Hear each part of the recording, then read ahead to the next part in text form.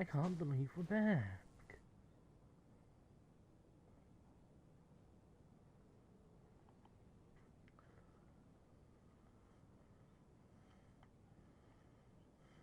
I want to do something quickly.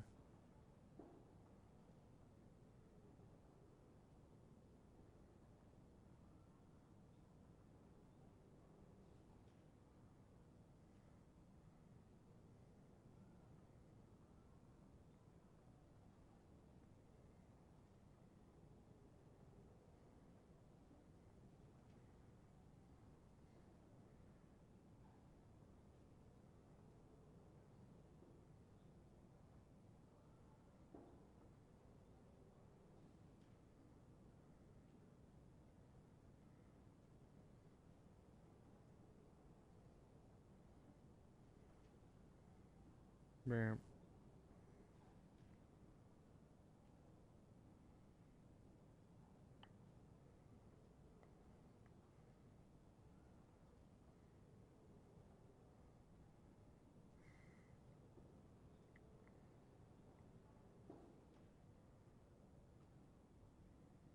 Oh, how did I end up in shopping?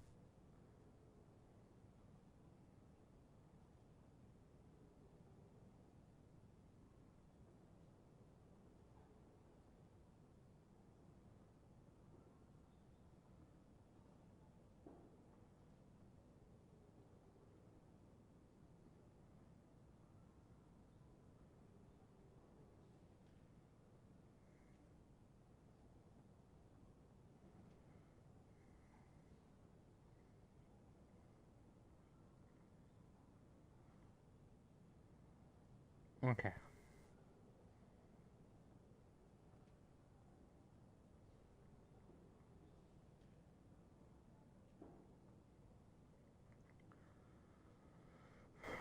Okay. Okay.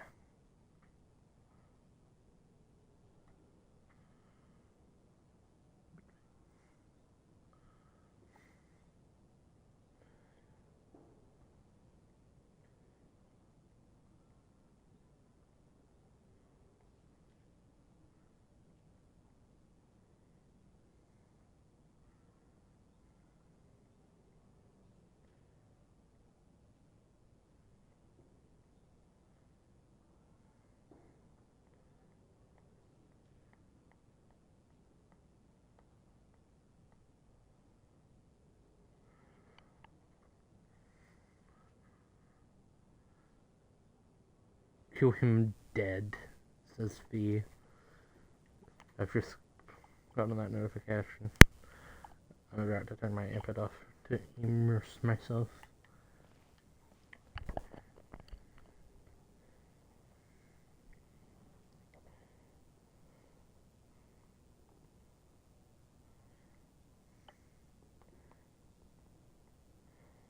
I'm telling people that Leeway characters are appearing because it's funny.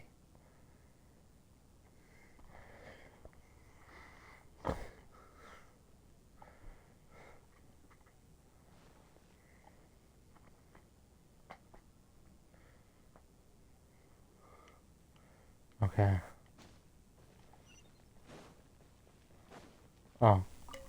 I need to think very hard about whether there's anything that ever needed hiding. After all these years, there must be some things even I've forgotten about. You guys are pretty.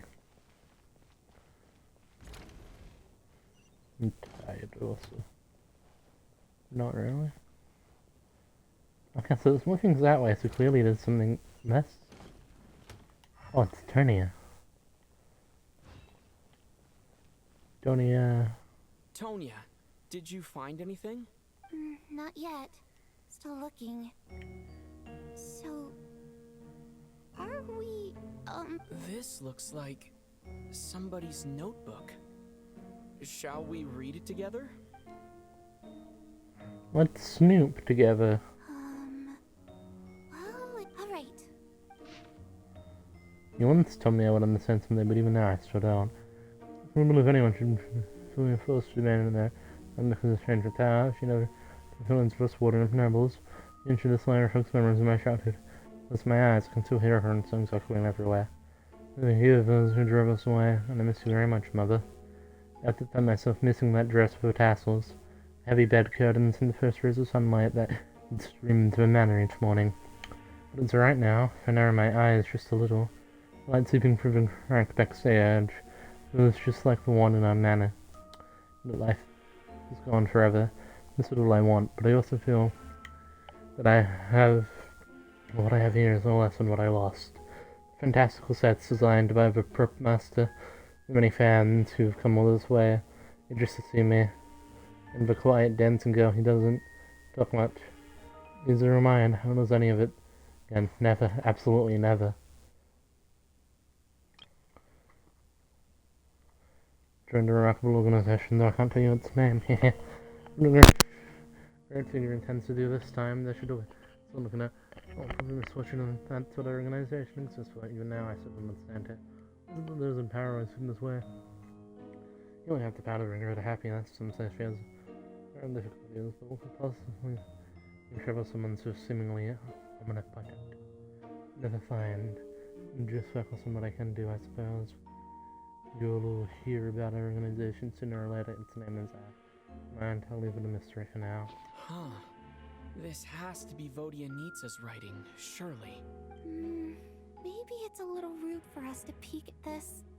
I feel like I This just is read nice and someone's it should be secret diary. fine. It sounds like she's writing this for her parents, right? Because her water imp parents belong to the aristocracy, who were driven out of Snezhnaya by the Tsaritsa long ago.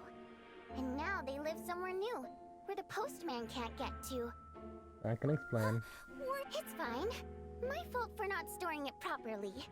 I can't leave things lying around and expect them to get ignored when everyone's scouring the place for clues. Alright, give me my notebook back. Yep.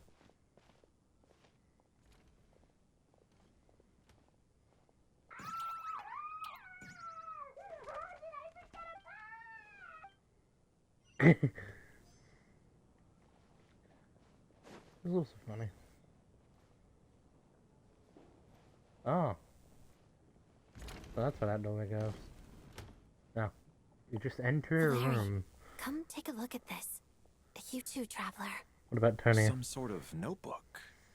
What is it for? It's the on-duty logbook for the theater. He mostly used it to record any unusual incidents during a show. In the interest of fucking my name, I think it's funny to look at my time. He'd always have this logbook with him when he checked tickets at the entrance. This should confirm a lot of key details about the recent show. Yes. The number of people. I've checked. Apparently, we have an extra person among us. Are we certain that logbook is accurate? Could... Unlikely. Coolish took his duties, not to mention that this was a dress rehearsal, meaning smaller audience numbers and tighter ticket restrictions than usual. We no longer have our tickets with us, do we? They got collected on entry. I assume there's no way we can check them again. Unfortunately not. The theater recycles tickets. Once We people can are in come the around, door, we could they just don't... ask him. Still... Did an extra person just materialize out of thin air? Oh, it's that asshole businessman, isn't it? Wing my way down to the blue boys. Ah, traveler. I guess Since his you're hair here, is kind come take a look at this. Alosha found it. We're both curious to hear your perspective. It appears to be an investigation report. And the focus of the investigation was the rumors of haunting we heard about earlier. Oh. Issues notice aliens from prison certain appears to be connected to some common. Yes. This realization, the creations of ancient gods, or powers from beyond this world. This would just leave ample room for speculation. From now on, we should take this as a lesson. Surface will not imply that what lies beneath you shares the same level of existence or nature. They let themselves possess a powerful ability to devour or guide souls. In this case, once the soul and body of the diseased are separated, soul is drawn directly into the ley lines, bringing no room for harboring existence. Evidence shows that the connection between the theater area and the ley lines has been obstructed, though only particularly and completely severed. Still, this was granted certain souls unwilling to return to the ley lines an opportunity. The resistance is strong enough, they may even trigger within the future. The resistance is strong enough, they may even linger within the future indefinitely. Fearing, however, these sources of the future should be incapable of influencing the physical world. The links from the rising senses come. Oh, is this about the Black Mist?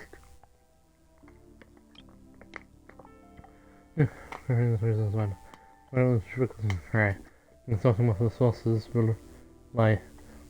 Most reliable hypothesis is present appears to be the existence of civilization's primary attempts at leyline renovation. Some information here must return as soon as An possible. investigation report, huh? Looks quite old. This person... The theater manager must have hired an investigator once specifically to look into this issue. But it doesn't look like anyone ever looked at the report. Presumably, the manager wanted to know if the supposed haunting was dangerous, while also being fearful of word getting out in case it affected the theater's business. Anyway, the bottom line is, the haunting is actually real after all. It's caused by an obstruction in the ley lines.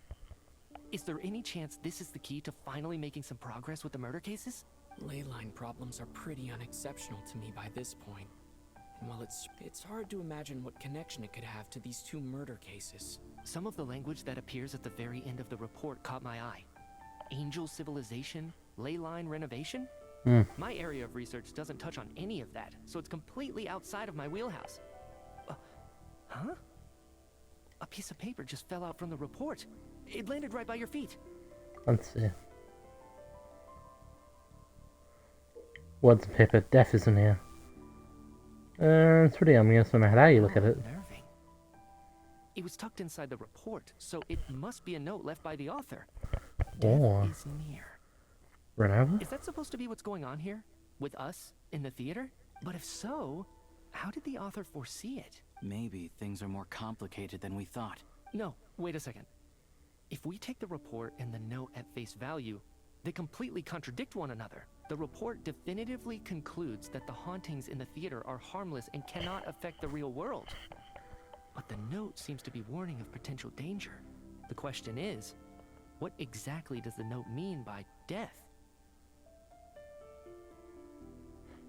Simply this pyramid infiltration? Is it referring to the victims? Or could it refer to the perpetrator? The various ways we could interpret this keyword lead in completely different directions.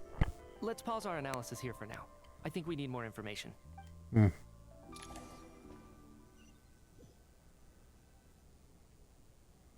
If we take all this together, it's not impossible, is it? If anything, it's the natural conclusion. Oh, I beg to differ. This sounds to me like a product of a Is this guy researcher's vivid Australian? imagination. And perhaps it's because I'm still viewing this through the lens of a typical murder investigation. But still, I'm struggling to be persuaded by your theory. Does it really sound that far-fetched? Alright, well, let's treat that as speculation for now.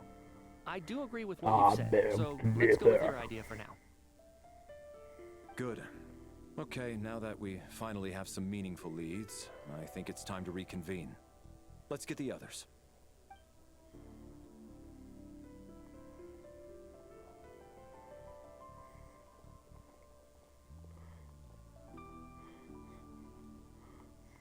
So, that's about everything we've discovered so far. I'll share my theory first. Based on what we've learned from the logbook, I believe the extra person among us is most likely the killer. If the killer had simply bought a ticket, it would have greatly increased the risk of their identity being exposed.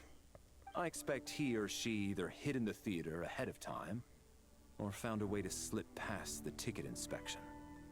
They then blended in with the group and waited for an opportunity to strike. What about the note found in the investigation report? Any thoughts on how that fits in? The killer may have simply planted it there as some sort of sick joke. I've seen my fair share of psychopathic killers. They love playing cryptic mind games. So, it has nothing to do with the haunting of the theater after all. This theory makes sense to me.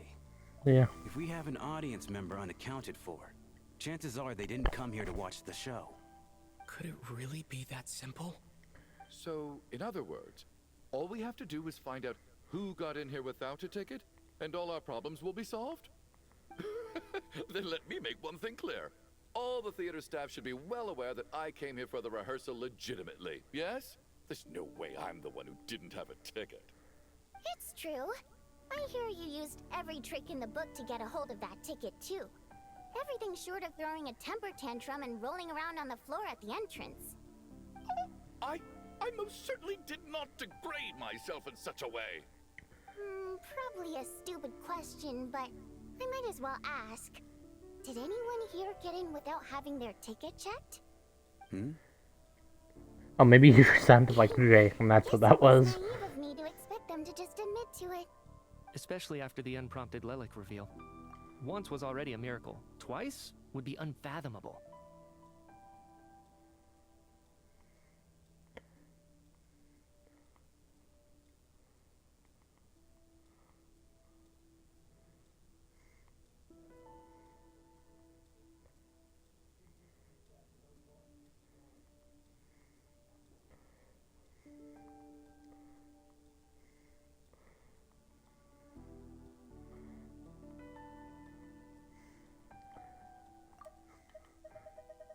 Can I listen to it again, actually? Oh, I beg to differ. Oh, I beg to differ. Oh, I beg to differ. Oh, I beg to differ. Oh, I beg to differ.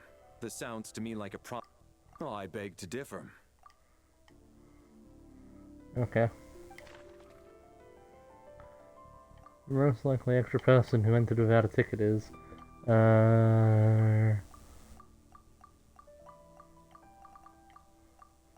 that guy.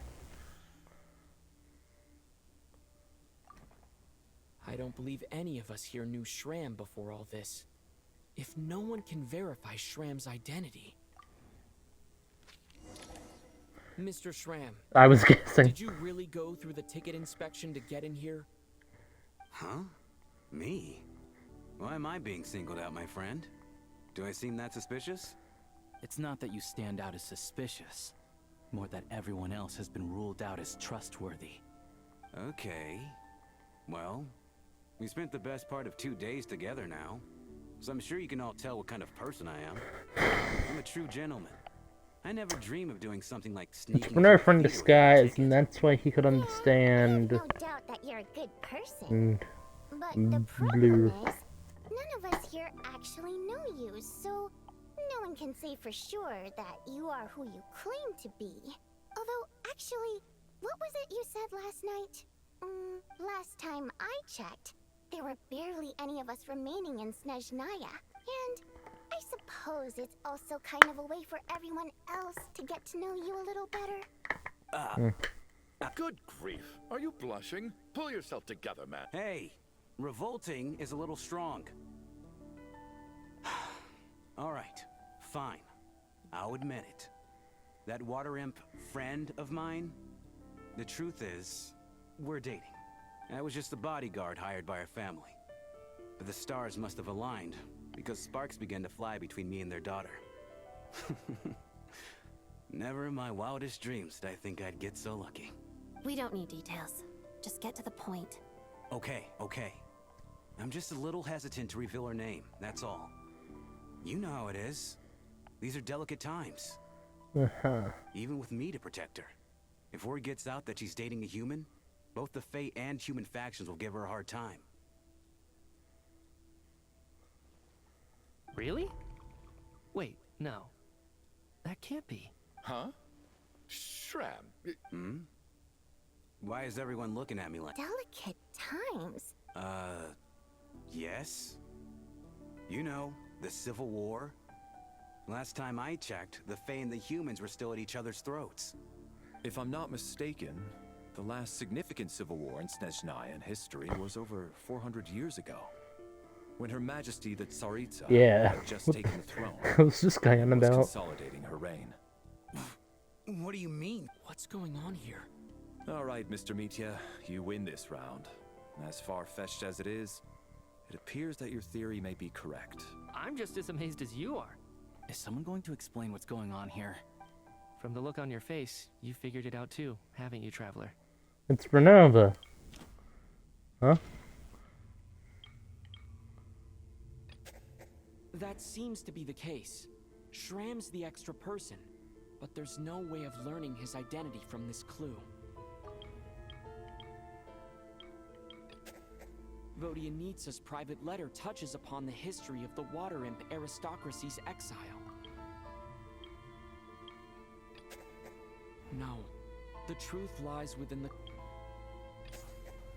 theater's ley lines have been modified to block souls within its grounds from returning to them. Some souls can even wander this place forever. Mr. Shram's statement proves he is from hundreds of years ago. And according to the investigation report on the theater hauntings, Mr. Shram is very likely a lost soul wandering the theater.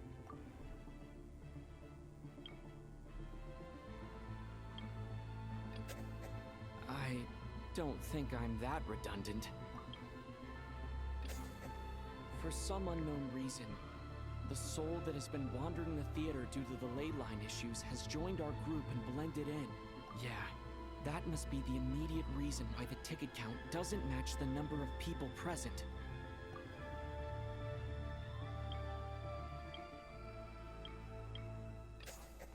The contents of the investigation report have been verified. There are indeed ley line issues and wandering souls in the theater. Death likely symbolizes the deceased. Mr. Shram, for instance, death is near. That must mean that there's a dead person in our midst. That's the truth, isn't it? Yeah, the logic is clear now. The investigation report said that there would be souls stuck wandering around the theater because the ley lines were cut off.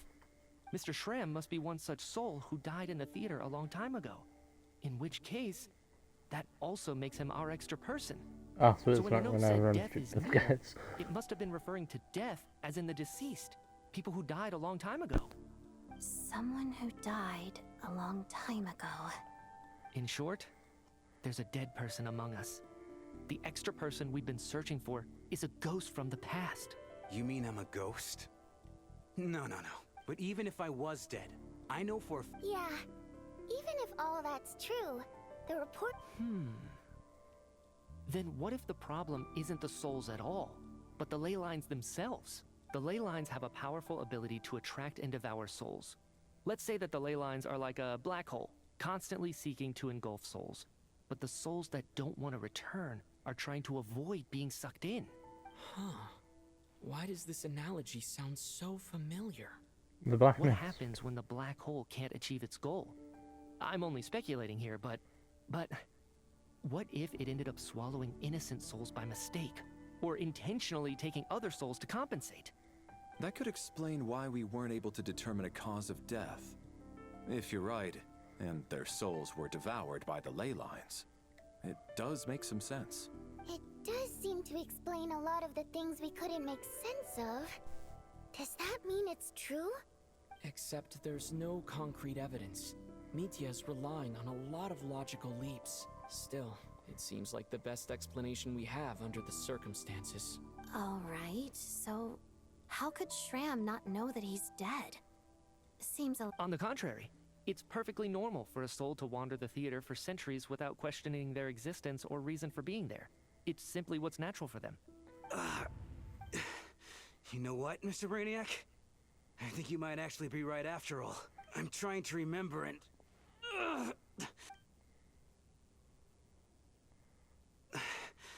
I was the one who didn't want to remember my own death. So I forced myself to forget. Well, I'm sure those are painful memories. My lady and I snuck out to go on a date one day. We bought tickets for the theater. It wasn't really my thing, but I was just happy to be together. All of a sudden, a group of people burst into the theater, shouting for all the water imps to get out. Performers and audience members included. It was clear the conflict between humans and Fae had reached a boiling point. This time, the extremists were even coming after the water imps who had nothing to do with the war. I thought I could pull one over on them. So I took off my jacket, draped it over my lady, and tried to sneak out amid the chaos. But I got caught. They started shouting, calling me a traitor to humanity. But I was going to do whatever it took to buy our chance to escape. No matter how many people stood in my way. I had to. Both as their bodyguard. and out of love. It's all right, friend. You can stop there if you want. You don't need to dig all that up again. It's just... Even now, I'm still struggling to accept the truth. How could I be dead? I'm sorry, everyone. If I'd known I was a dead man walking, I wouldn't have dragged you down with me. If I'm the cause of all this death, then punish me however you see fit. But... No. I refuse to be a burden. I know what I have to do. You said I've been wandering the theater for centuries, right? I guess it's high time I got a breath of fresh air. Out there, I mean. I'll leave this place and take all this death with me. Go out on my own terms. Mr. Schramm, I'm sure we can figure out a different course of action. My good sir, we both know I'm not supposed to be here. I should have accepted my death. No, I'm speaking on a personal level this time. Let it go, man. Oh, wait. One last thing. Miss Wateramp. My lover. Her name was Is he Litia. gonna be your ancestor? Litia Ozarova. Do you know what happened to her? Ozarova. Oh, Auntie Ozarova. That's what we all called her. I remember her as a very kind elder. I'm so glad she survived. And as long as she went on to be happy, that's all that matters. Besides, I'm dead. My soul's been wandering around here for so long because I was worried about her. But now, I can go without regret. There's no need to see me off, my friends. I've enjoyed our time together over these past few days. Perhaps we'll meet again in the next life.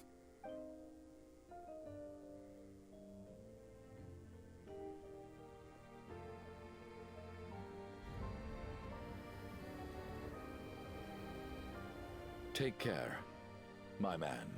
I knew Mr. Schramm was already dead. Death is cruel, no matter how we might try to make sense of it. So, was the conflict between Fae and humans really that bad back then? Even the historical records about that time period don't say much about it. All people know is that the Tsaritsa founded the Fatui, drove out most of the Fae aristocracy without explanation, then used her terrifying power to suppress the humans. It seems to me like the Tsaritsa chose to make herself the enemy. She downplayed the conflict, directing whatever animosity both sides had for each other at herself instead. That's also why, despite how brutal the conflict was at the time, there hasn't been much lingering tension between humans and Fae since. Things have been fairly harmonious for the past few centuries. So, the Tsaritsa banished the Fae to protect the Fae living in the city? Maybe it's not quite as bad as it sounds. I don't think Her Majesty is too concerned if mortals hate her or not. And besides, there are very few who truly do. All this Yeah, time? I don't hate her, I just Alright. need If answers. Mitia's theory is correct, Ugh, if only this blasted storm wasn't still raging on.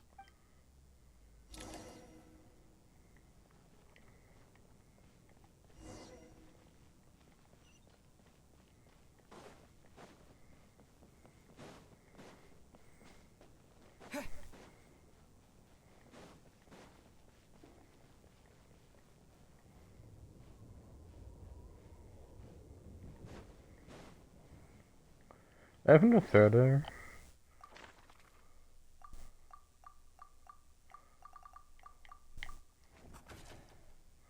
Yeah, Shrim's gone. Okay, so the next one probably gonna be Tonya and that guy. Then I reckon it'll be Alicia and Odette. Let's sit together.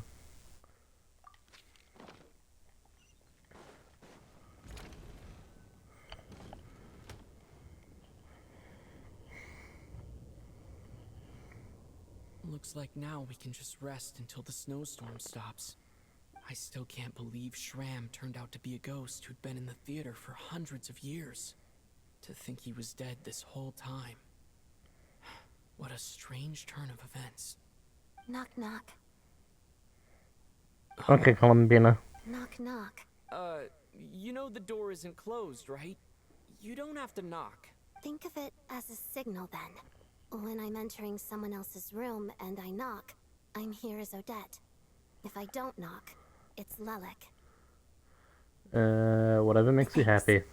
So, why did you come to find me? Is there something I can help with? Vodyanitsa said you knew about my secret identity from the start, but when everyone was discussing who Lelek could be, you were worried that revealing what you knew would be unfair to me. Well, so yeah. Yes, It's nothing.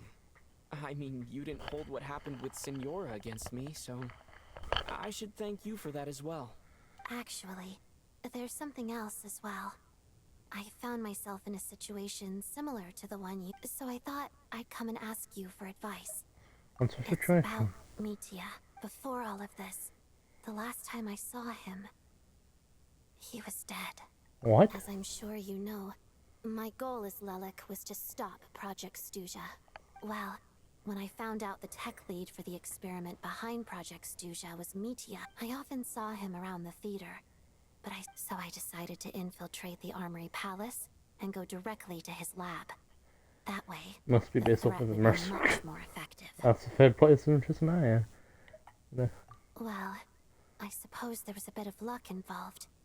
But I am a but when I finally made it to his lab, Mitya seemed to If she wasn't just I still checked his breathing and his pulse. I thought maybe another anti-Project Stuja activist had been.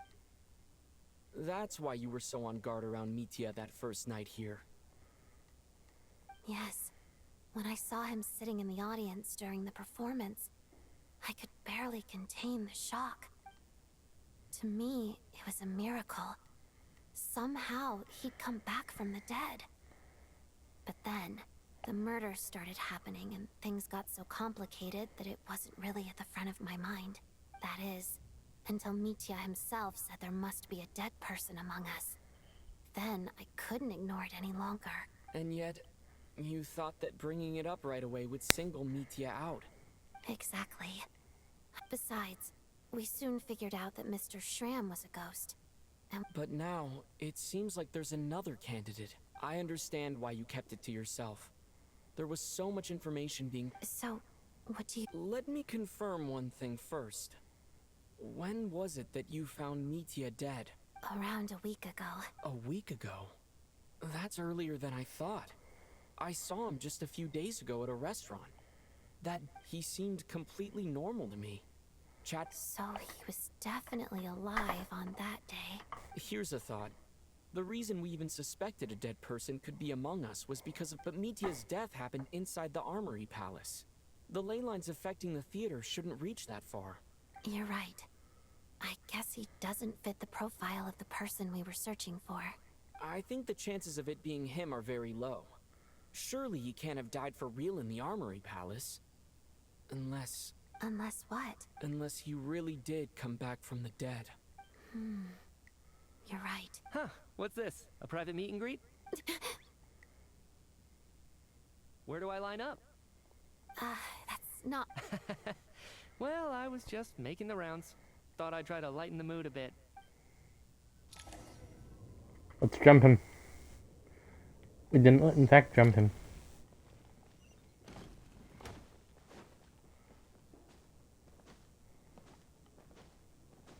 I might get a room to myself.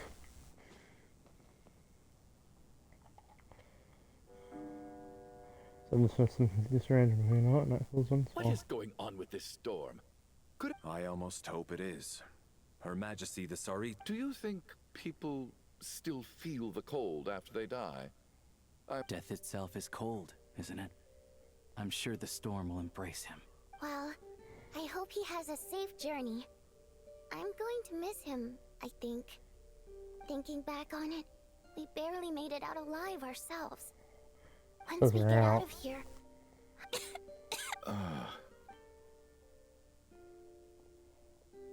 Are you okay? Here, take this. I've never used it.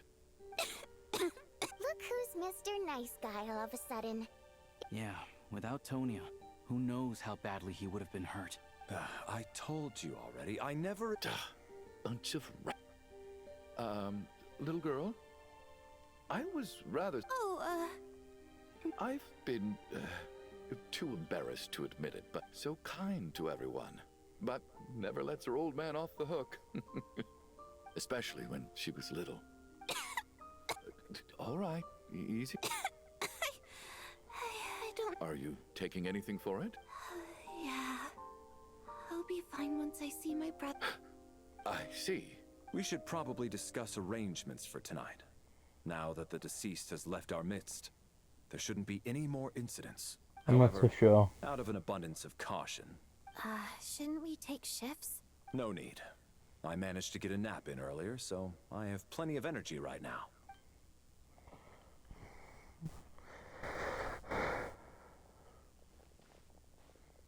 What a long day. This whole situation turned out, but Valeri's right. I should just...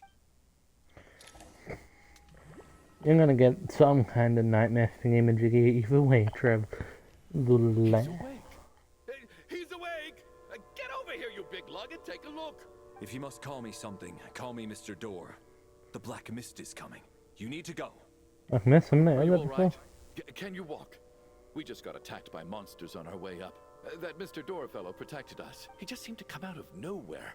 Not much of a talker, but... Curses! The Black Mist is catching up to us. We need to keep going. Sure. Mr. Door, I don't believe I've ever seen you around here before. Why is that? There's no need to try to get to know me. Mr. Door, monsters! Quick, get rid of them! I can just push these ones off. Oh, well, anyway, we're lucky to have you here. Thanks for saving us earlier. No need to thank me. This is where my duty lies.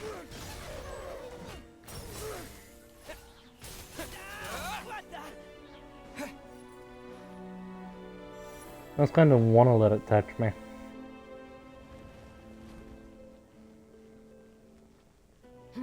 So we're doing this the hard way. Yeah.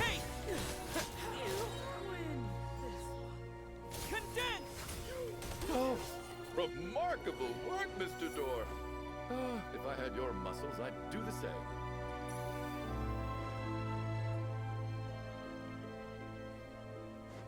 Are none of these doors the one you're looking for? No. Doing the doors this time. Come no closer.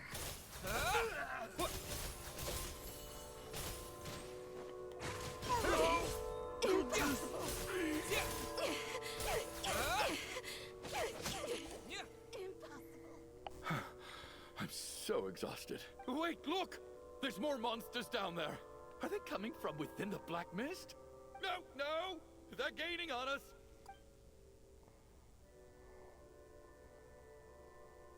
Mr. Door, what are you doing? Found it. This is my door. What? I am a door. This is where my duty lies. So you got a door for closing, not for opening? No! You must keep going. A door can only keep things out for so long. Oh, you're right. Yes. Even if you must insist on calling him Door. The Black Mist isn't moving anymore. Look, surely I wasn't so scared out of my mind that I... No, I missed the door too. Okay, good. Getting sleepy? Oh shit, they're dead.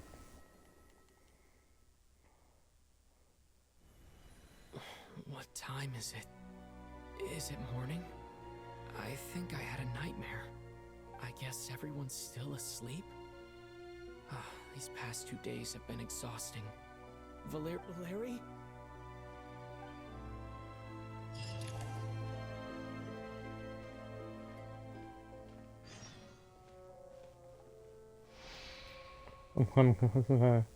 Now, there's some better than good each other.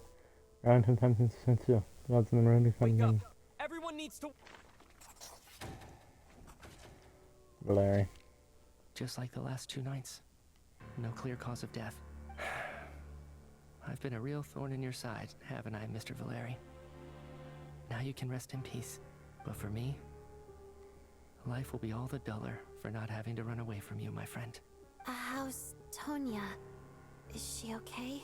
I just checked on her, and it doesn't seem like anything serious. That means Valeri was the only one who died last night. If Valeri was awake and keeping watch, it would have been impossible to kill him without waking everyone else up.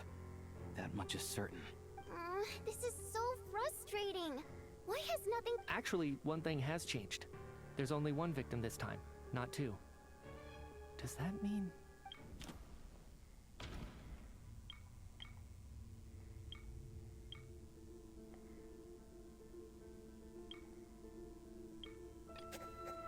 No, but that's what happened.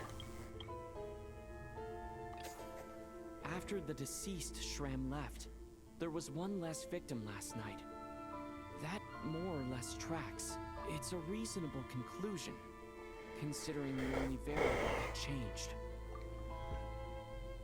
The number of people who die each night is equivalent to the number of dead among us. That's your theory, right? Exactly. We identified Mr. Shram, and the night after he left, the death toll dropped from 2 to 1. By that logic, there must be 1 more dead person left among us. Another one? But there was only... Having an extra person was definitely a cause for alarm. But being 1 person short isn't nearly as unusual. Someone could have left in the middle of the show, or made it out before the storm hit. 1 more dead person among us. If Mitya's theory is right, then what Odette told me seems a lot more relevant. Yeah, but there's also the guy who left at the At the start. time, we had no reason to think there was more than 1 dead person. If only we'd taken it more seriously as a possible... I'm sorry. This is my fault. I hadn't... I'm partly to blame as well. I was too quick to dismiss Odette's concerns. What is this about? What have you two been getting up to behind my back? Sounds like there's some big news you've been keeping from the rest of us.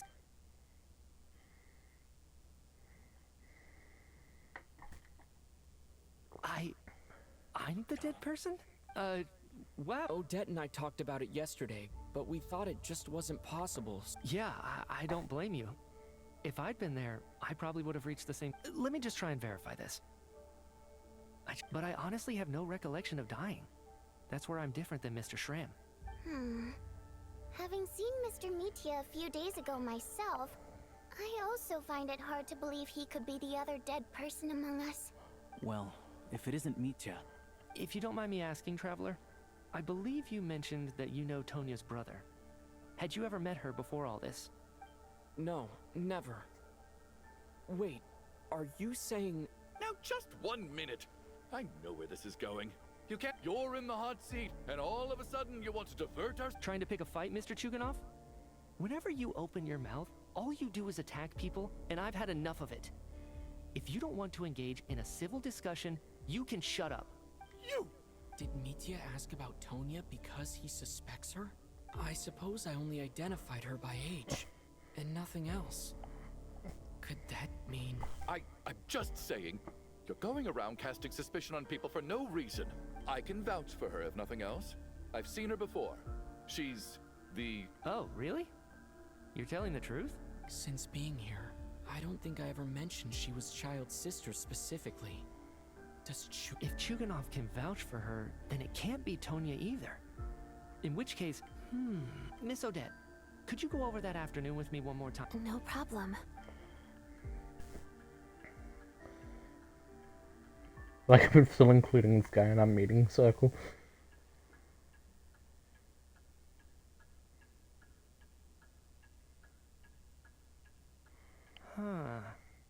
No matter how hard I try, I just can't remember anything about dying. But I do remember something else. Miss Vojanitsa, during our last meal together, I told you how some of the researchers were suffering from temporary memory loss. Do you remember that? Oh, yeah. You said it was... Right. And even though I don't remember dying that day, I'm pretty sure I experienced something like amnesia. Some of my memories from that afternoon are missing. Are you suggesting you're missing the memory of your... Of course. How am I only just realizing this? Humans aren't necessarily aware of their own death. You mean being silently assassinated or dying in your sleep? Situations like that? The researcher's amnesia. Suddenly it all makes sense. I must thank you, Odette. I think your perspective just helped me reach a breakthrough on a All right. It's decided then. I'll be the one to leave today. Oh, leave? Hey, wait. Come on, kid. Aren't you gonna fight for your life? I have other reasons beyond what's been discussed. In fact, thinking back, I remember during Miss Odette's performance, while I was sitting in the audience stalls, a brilliant new idea. I can't remember it now at all, and I didn't take any notes. No. Hold on. I see where you're going with this. There's a glaringly obvious flaw in that idea, no? How can one person die so many times? I believe Miss Odette's account. During the period where my memory is blank, all it would take is for the same thing to happen in the theater, and I would come under the effect of the ley lines in this vicinity. This increases the likelihood of me being the deceased, does it not? But... There's no evidence to suggest that anyone other than me is a candidate for the deceased. So allow me, as a scientist, to treat this as an experiment. Please relax, everyone. I don't think things are as bad as they may seem. If I really am the deceased, then to leave the theater will be a relief for me. If, on the other hand, I'm still alive right now, well, apparently you've all witnessed my resurrection recently anyway. Who's to say I won't return from the dead again this time? Mitya's right. This is the only thing we can try right now. What is a scientist if not someone who gambles on experiment with this snowstorm, the ley line phenomenon, ghosts of the dead, and my amnesia? We've been paralyzed by not knowing and powerless to do anything about it. It's a terrible feeling. But if I do get resurrected, you can be sure that I'll come back with the truth of all this. Just you wait. I like the confidence, but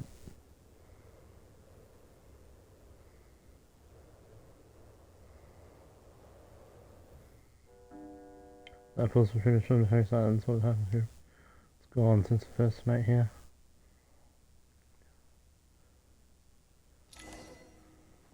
Beyond Europe. Poor Mr. Mitya. Maybe it's a good thing that you weren't there to see it. It was a hard thing to watch. I hate goodbyes. What? Maybe it's the realization that, at the end of life, everyone has to face it alone. Come to think of it, the main reason we're still alive right now is pure luck. Each morning, you could take it a step further and say that the same is true outside, too. Who can never be 100% sure when they drift off to sleep that they'll open their eyes again in the morning? If I make it out of here, Oh, I'm gonna have nightmares tonight. Thanks, Bonita. and live without any regrets. Without regrets. I feel like a strange sense of anxiety has been quietly growing inside me over the last 2 days. Are you okay? If something's bugging you, let's talk about it. There's only a few of us. I have a travel companion named Paimon. Alosha and Odette have met her before. She's been feeling unwell recently. You're worried about her, aren't you? That makes sense. We've been trapped in here for days. To be honest, I used to feel like I was just a spectator in this world, watching everything that happens from the sidelines. Maybe it's because I'm a descender. A descender? Casual order up high. With Paimon by my side, over time, I slowly felt my connection to this world growing stronger. She loves eating, sleeping, and having fun, but she's also a great guide. It's her authenticity that makes this whole world feel more real for me. Over the last few days that we've been apart, I've often caught myself wondering, what would Paimon say if she were here right now?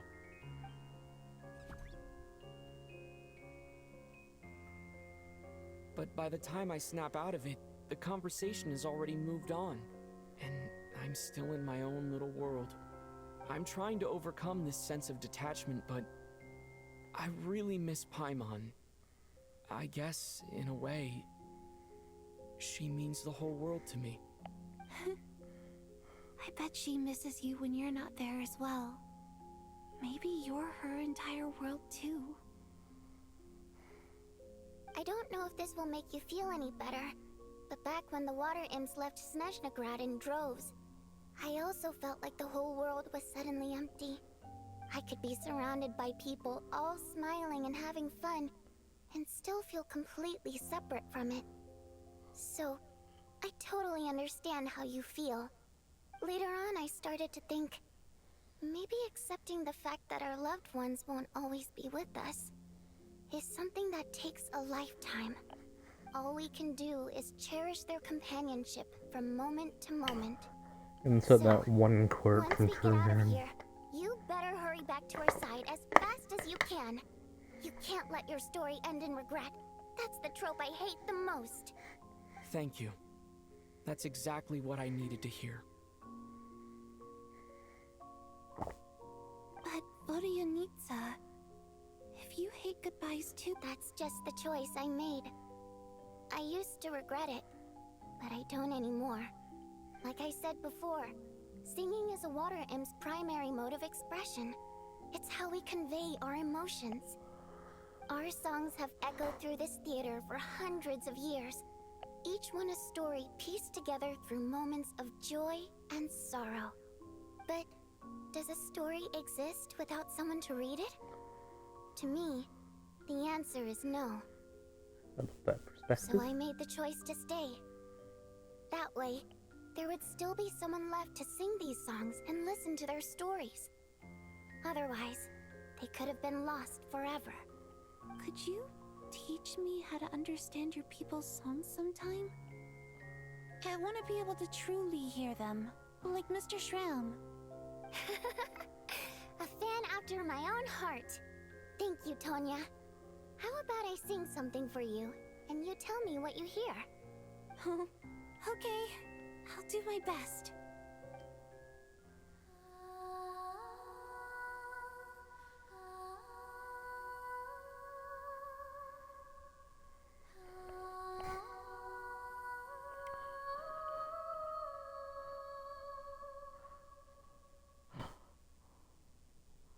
I've never heard that one before. I feel like I can hear a sense of longing somehow. I wonder why that is. Color me impressed, Tonya. You're a keen listener.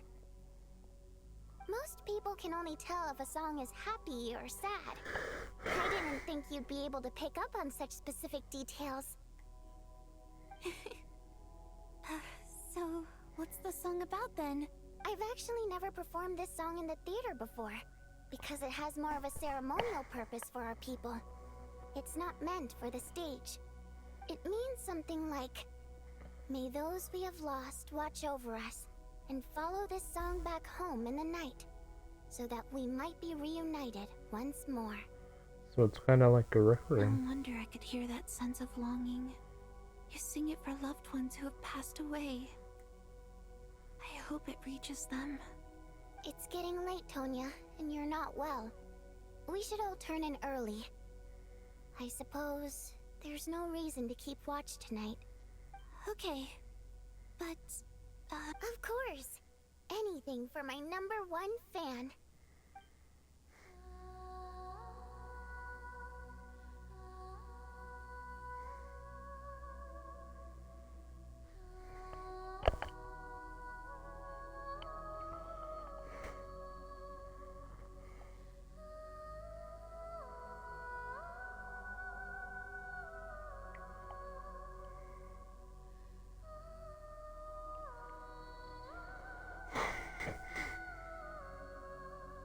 Once I get out of here, I definitely don't plan on ever coming back. But I guess that means I'll never get to hear Vodyanitsa sing again. That's a sad thought. Before I fall asleep, I should cherish this moment of companionship while it lasts. And try to say that Trevor doesn't care about his companion. That companion is technically a fourth person. And I have AFS, so I can see him. So I got Where am I? It's so dark in here.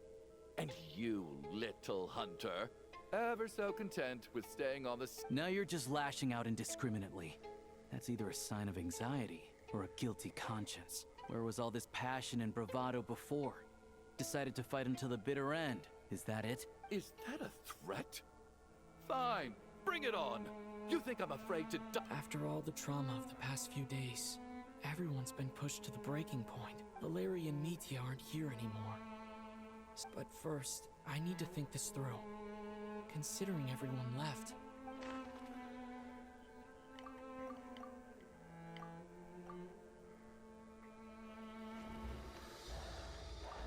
my memories are perfectly coherent, even after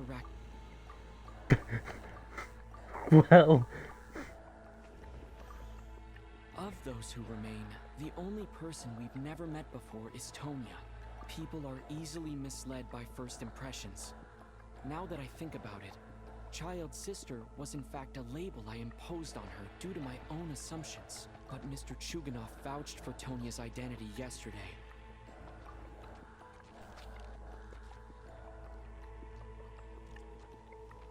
ahem. Tonya, how's Tusser been lately? Tusser? Your brother Ajax must have mentioned me in his letters home, right? Did he say anything about a blonde traveler? No. And my brother's name is Razik, not Ajax. Ugh. Chuganov, looks like it's your turn to do some explaining. Yesterday, you said you could vouch for Tonya. Why did you give us a false testimony? I knew you were behind this, Chuganov. Everything about you is fake. Down to the wife and daughter you're— That night, when I infiltrated your place as Lelik, I noticed you were home alone, but thinking back on it now, that doesn't seem— Even that was a lie? Curses! Oh, why is there no end to this? I think I remember. The reason I'm always coughing is because I got sick with frostbite. The locals usually call it the snow cough. It's not a very common illness. It's partly genetic and partly caused by the cold climate, but it can be fatal. They sent me to the— After a while, I felt myself growing weaker, so one day, I told my brother that I wanted him to take me outside for once. So he agreed.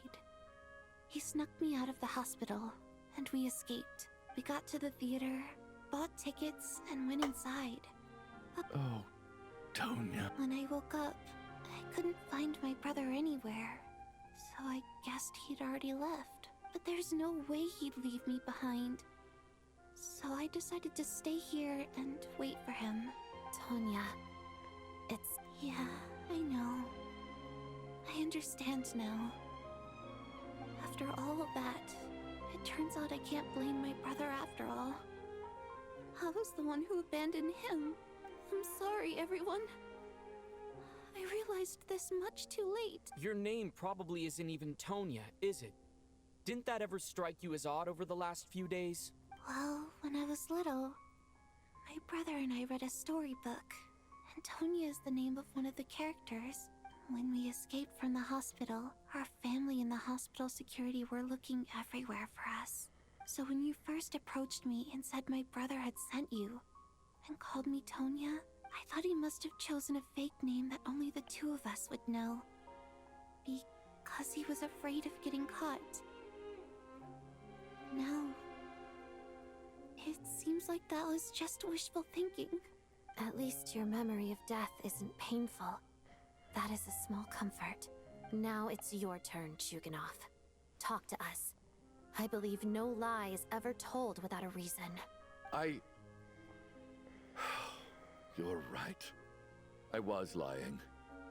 I happen to know that the Harbinger child and his sister Tonya managed to get tickets, so I lied to you and pretended I knew them. And yes, I was lying about my family too. The truth of the matter is, I lost them a long time ago. I just refused to accept reality. And now I've spent the second half of my life living a lie. This is like the same guy from the side of the I'm a Milk joke. Quest. My daughter's name was Iskra. And before you ask, yes, Iskra, as in Iskra Manufacturing Plant. She also died from the snow cough. She was just 6 years old. If she were still alive today, she'd be around the same age as little Tonya here. After Iskra passed, my wife couldn't bear to face those memories either. So she chose to start a new life without me. One day when I came home from work and saw the empty room, I soon discovered that this was the only thing that made me feel any better. So I just embraced the delusion. Nothing more than a pathetic means of escapism, I know. But at least it's not a crime. So explain your false testimony then. The night before last, when I was chatting with Tonya, she mentioned that her brother would brew medicine for her from frost fairy flower leaves. Combined with her various symptoms, I suddenly understood everything, including the fact that she was deceased. The snow cough used to be an incurable illness. I would pick frost fairy flower leaves to brew medicine for Iskra too. It took hours and hours on the stove. But the year after my daughter passed away, the jester of the Fatui announced that a cure for frostblight, also known as the snow cough, had finally been developed. It turned out that all previous treatments were completely ineffective. No better than random concoctions. That was the final straw for me. I just couldn't take it anymore. Just one more year. One more year, and everything would have been okay. So, more than anyone, I know full well that in this day and age, no one in their right mind would still be using frost flower leaves to brew medicine for the snow cough. Poor Miss Tonya, therefore, had to have been from an era when snow cough was still a terminal illness. So, you projected your daughter onto her? You Even know, though you knew she was that one of the protecting dead? her could get you killed. That doesn't make any sense. You knew she was already dead. I just don't believe in your crackpot theories. Nor do I approve of your actions. How can you just declare a living person dead and throw them out into that snowstorm? Mitia's gone. My good buddy Shram's gone. And now it's Tonya's turn, isn't it? The others I can make my peace with. But little Miss Tonya, here she is. I just want her to live.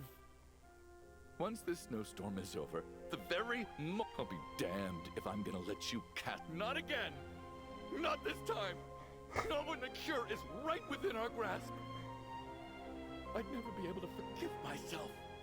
Mr. Chuganov, stop. I can't let you do this. Tonya? By the sounds of it, you've known I was dead since the night before last, right? I really liked Mr. Valeri, Mr. Mitya, and Miss Vodyanitsa. And now they're all dead because of me. I'm not happy about that. The reality is, you've been trying to fight your own demons through me. But all you've really done is trap me inside your delusion along with you. No! Listen to me. Well, at this point, I'm quite sure that I'm dead. Despite all the bad things that kept happening, I got to meet so many interesting people and spend so many days and nights by your side. Since the day I escaped that hospital until now, I'm very fond of you all. If it were only possible, I'd trade my... And that's why I'm not fond of you at all, Mr. Chuganov. It's them that you owe an apology to, sir. Not me. Well then, I suppose this is it. It's time for my adventure to end. I've caused enough trouble. You're leaving already? It's still early. Don't you want to stay a little longer? No thank you. Oh, and by the way... My name is Patashka. It was nice meeting you all. Feels strange that we're only being properly introduced now that it's time to say goodbye. Patashka?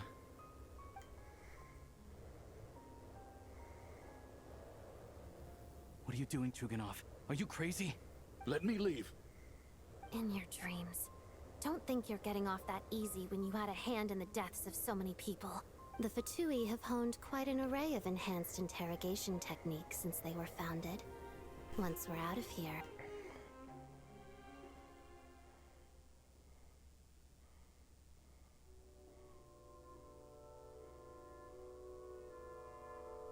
I think we should leave. I doubt this snowstorm is ever going to stop. For all we know, this storm might have destroyed all of Snezhnaya by now. Maybe this is the heat death of the Wait, universe. we finally solved the mystery of the haunted theater today. Fair enough.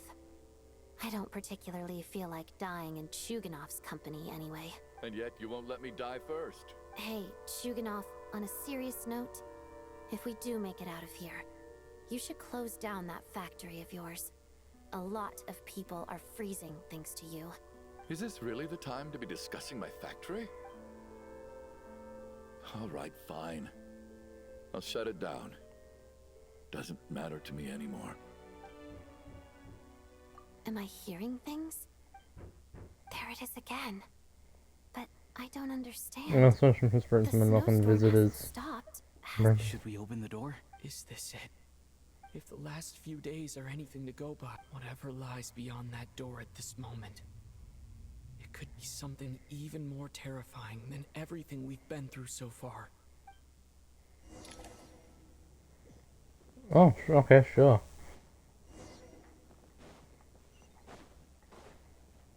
I'm a little nervous when I show up.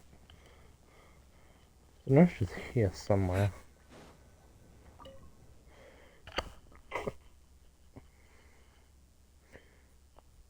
Oh, okay.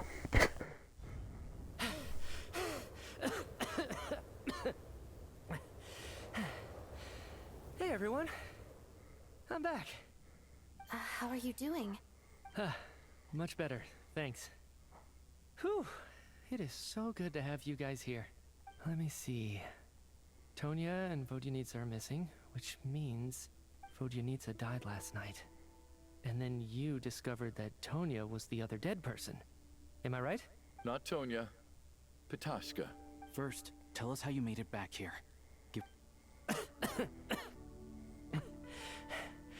You're right. The thing that got me back safely was a song. I heard The someone guardian singing. spirit. Was I him? After walking into the snowstorm, my mind grew hazy. I don't know how long I walked through the storm before my mind completely slipped away. Then, suddenly, I heard the sound of singing. The voice instantly brought me back to my senses, and I regained consciousness. So I followed the voice, searching for the source of the singing. I searched and searched, until finally, just a few moments ago, there was the entrance to the theater, right in front of me.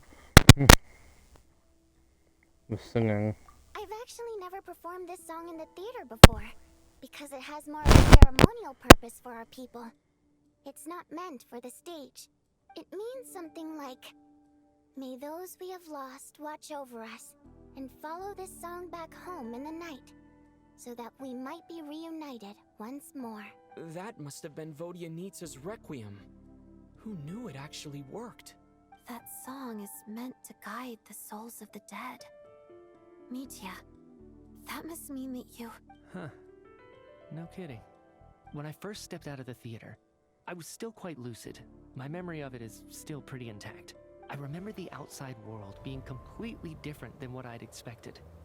It was like this was a world, I don't know how else to describe it, except to say that it just didn't seem like the real world. And as for the Requiem, if I was guided here by Vodyanitsa's song, but I didn't experience a clear moment of death while I was out there.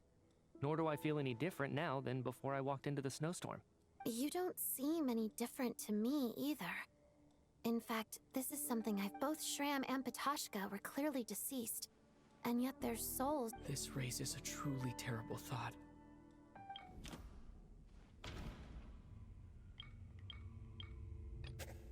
Dreams can't explain every...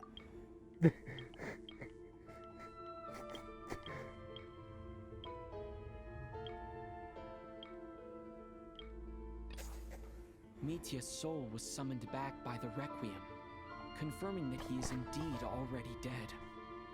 And yet, he looks no different from us.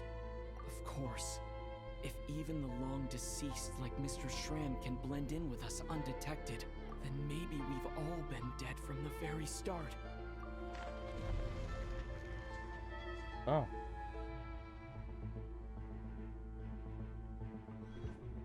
Yes. I think that this is probably the afterlife. What did you say?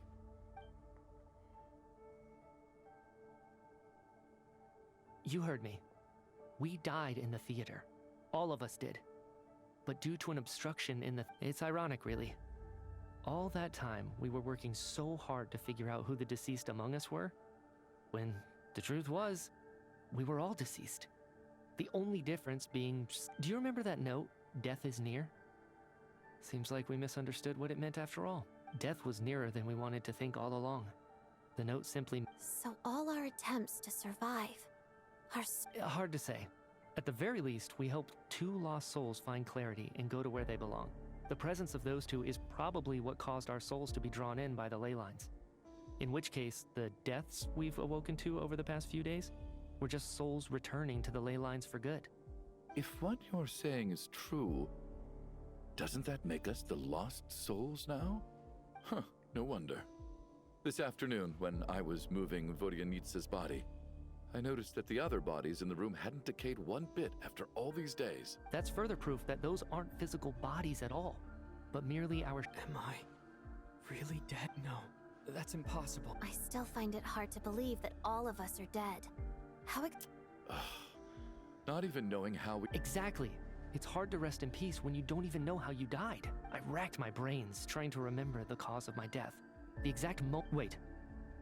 Hold on. Right before I lost consciousness... Was it red? I think I saw something. What was it? I can't remember. Mitya, your hand. Is that blood on your fingers? Huh? You're right. There's blood on the fingertips of my right hand. Looks like it's already dried. When did that happen? What the... I guess... this was what I saw. I must have desperately drawn it in my own blood right before losing consciousness. What's wrong? Do you recognize the symbol? It's... Renova. The ruler of death. Huh? Alosha, do you still remember that Snezhnayan folktale you told me about? It was about the Grim Reaper. When someone's about to die, he appears as an incarnation of someone familiar to guide their soul into the afterlife. And as soon as you recognize his face, your life is over.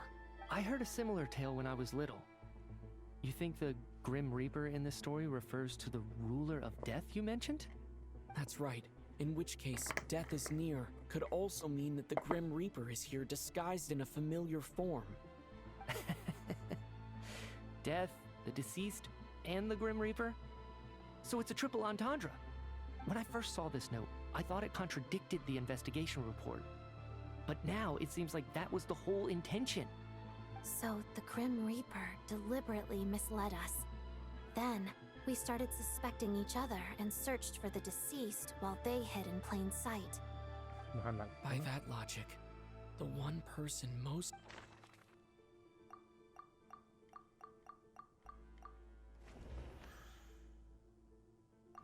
Identifying the Grim Reaper is a major decision.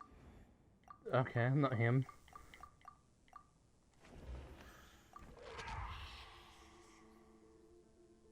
No doubt about it. It's Alosha.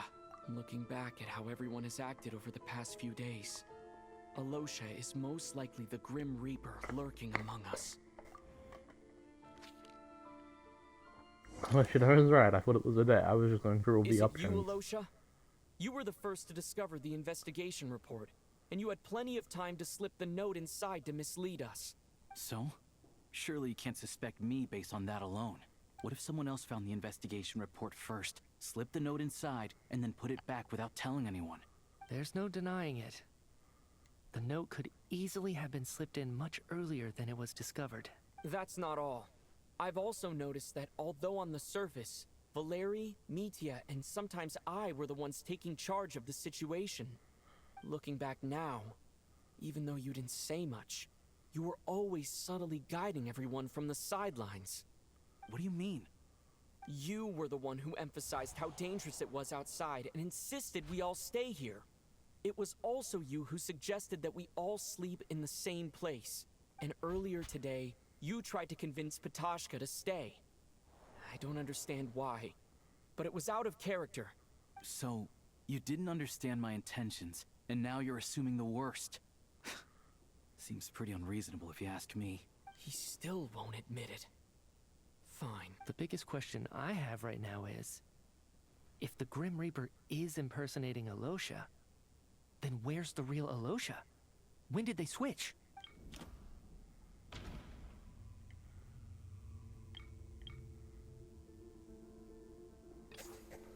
That's right. This was the moment, right at the start. Before any victims had even emerged, Alosha was switched with the Ruler of Death while everyone's guard was still down.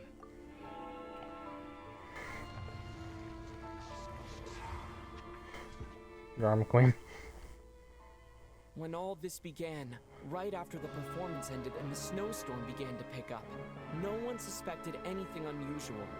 We just assumed we were snowed in. It wasn't until we discovered the bodies the morning after that we realized something out of the ordinary was going on. But it's clear now that the oddities actually started earlier than that, when Dimov walked into the snowstorm and never came back. Right. So Mr. Dimov was the first victim, not Sobolova and Torgov.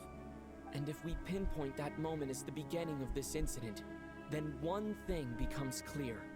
Alosha, you are the only person who walked into the snowstorm and came back without the help of Vodyanitsa's Requiem. More precisely, Alosha never came back at all. The one who came back was the Grim Reaper. Not bad. Well, since you've backed me into a corner, I suppose there's no point in keeping up the act anymore. Alosha? You're the Grim Reaper? I am no such tired cliché.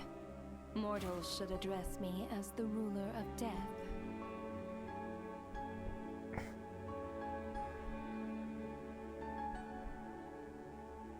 Before being wiped out for good, you identified the two deceased, and even sensed my presence. A commendable achievement, far beyond what I expected. I heard you can ferry souls. Those deaths each night. Were they your doing? Your initial conclusion was correct. Due to the existence of the two deceased, the ley lines yearned to reclaim those long-lost souls. Every night they devoured an equal number of souls to fill the void. This required no intervention from me. Though, of course, ferrying souls is indeed my authority. Here, take a look.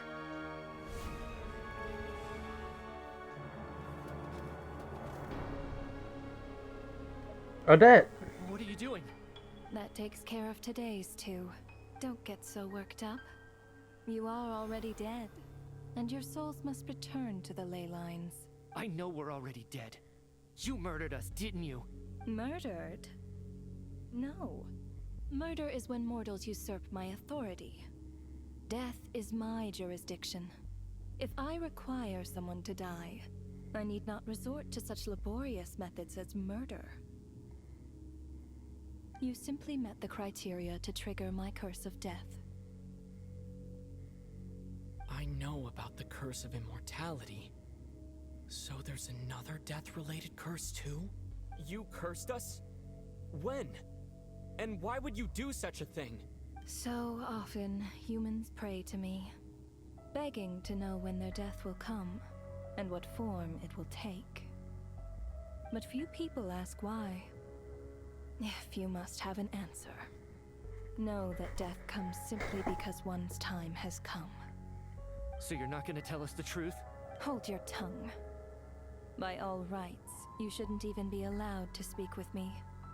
Those angels from the past are to blame for the reckless renovation of the ley lines here. It's made my work on this occasion infuriatingly complicated. Wow. Work? So trapping us here, making us watch our friends die, that's just another day at work for you? You clearly have a lot of questions. Fine. As a reward for your remarkable accomplishments over the past few days, I shall answer a few of your inquiries, provided they aren't too unreasonable. After the physical body dies, the soul must return to the ley lines for that person's death to be considered complete. My work encompasses the entire process of death, including, naturally, the guiding of souls into the ley lines, with which you are now so familiar. You must also be rather familiar with Natlan's Night Kingdom, I presume? It was I who supported the creation of the Night Kingdom. It provided a convenient means of guiding the souls of Natlan. Here, too, the ley lines connected to the theater underwent some modifications. The angels hoped to make them capable of accommodating the souls of some special creations. But this actually hindered their ability to accept ordinary souls to some degree. This effect manifested itself after you died from the curse in the theater, leaving you stranded in the afterlife, unable to achieve a complete death. But if souls who die from the curse of death fail to return to the ley lines within a short window of time, they will miss their chance for good. Then, they will remain forever suspended between life and death, no longer subject to the authorities of either. So if you don't resolve this matter soon, and see all our souls return to the ley lines before long, we'll escape your control. Mitya is sharp. This must be what Renova was worried might happen, and the reason she got involved to begin with.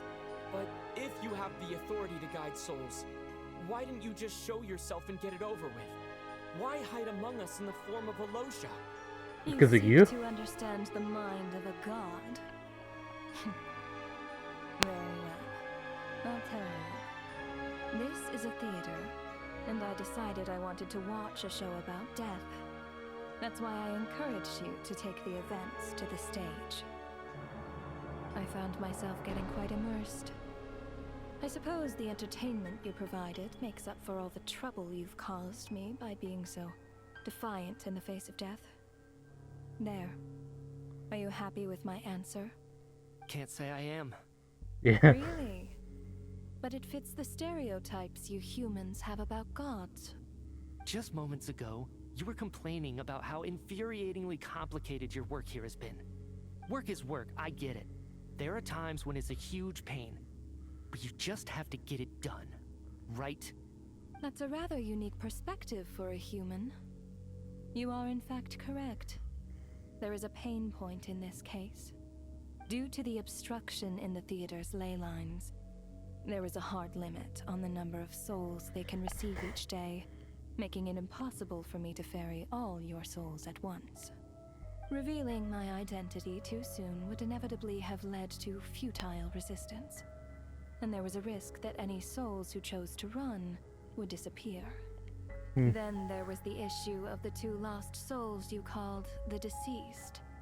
The way you resolved that quandary was all part of my design. That's what I don't understand. If all of us were souls of the dead, what made their presence among us special? For centuries, they have refused to return to the ley lines, exploiting the issues created by the angel civilization to resist being drawn in. Centuries of obsession accumulated during this process. You may think of this obsession as the resentment of the dead, and in this quantity, it was a bomb that could have detonated at any moment. It reached the point where I could not afford to leave it unchecked. But the only way to fix it was to help them acknowledge their own deaths, make peace with their regrets, and willingly walk into the snowstorm. Only then, with my guidance, could they finally return to the ley lines. Otherwise, you would not like to know what the consequences would have been. I vaguely remember seeing Patashka, but in the most terrifying form. Was that in a dream? Is that what would have become of her if she hadn't returned to the ley lines? I see your dreams brought you many revelations. So you see, death in fact grants wisdom to mortals. Souls connect to all things in the world and see the chain of cause and effect between them. It's nothing unusual. Anyway, giving psychological counseling to lost souls is not my strong suit. That is more of an angel's role. It was something I could not resolve directly using my authority, so I decided it was easier to leave the bomb defusal to you. Meanwhile, of course, their presence caused the souls of other members of your party to return to the ley lines each night. From where I stand, that was killing two birds with one stone. As both issues slowly resolved one another without me having to lift a finger, all I had to do was stay close by and keep the situation under control. Then use my authority to wrap things up at the end. And, of course, while I was at it, I thoroughly enjoyed watching this drama, dealing with death from a mortal perspective, play out on the stage. Sounds like you had it all figured out, Grim Reaper. I just did the math. You said there's a hard limit to the number of souls the ley lines here can receive each day. It's 2, isn't it? That much is obvious, even to a fool. It's time to review this whole affair. If the ley lines can only take in 2 people per day, I need to go over the deaths from these past few days again. Oh, okay. You're a clock now? Let each day is deceased in order. Looking back now, none of us had the faintest idea at the time. From the moment that staff member named Demoff walked into the snowstorm, the incident had already begun.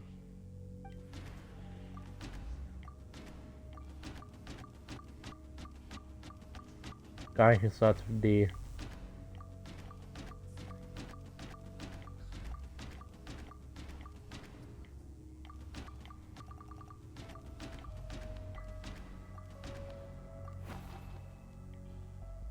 No. Let me...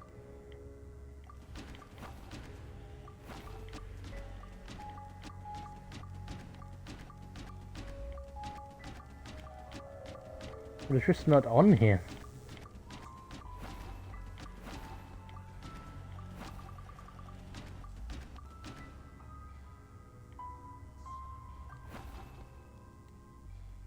No.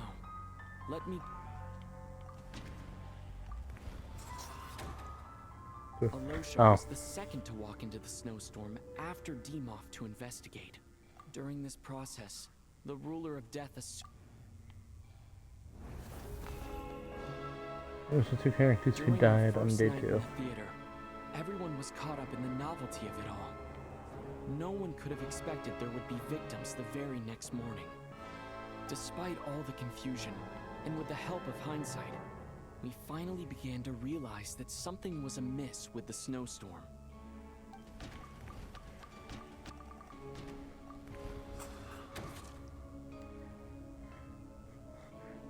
Why does Aether become fucking Liquidinagi? The ley lines devoured Torgov and Sobolova on the first night. At the time, we thought this might be a murder case connected to Lelik. Aethery. Odette and I spoke a lot that night. 3 people were on watch, but in the morning, we discovered that someone had fallen victim all the same. If I remember correctly.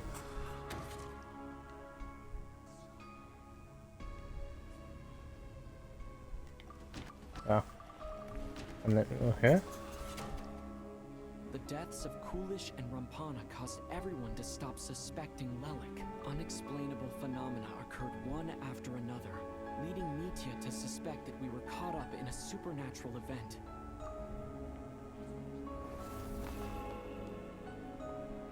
Later, we discovered that there seemed to be an extra person among us, and subsequently discovered the existence of the deceased.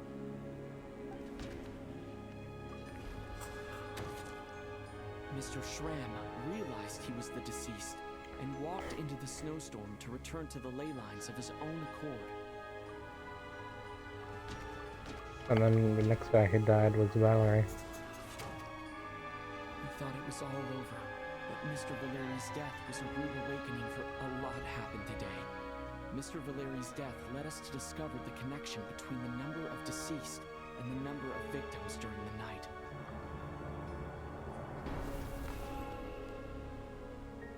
The fact that there was more than one deceased seemed to bring us back to square one. Odette revealed some information she had been keeping to herself.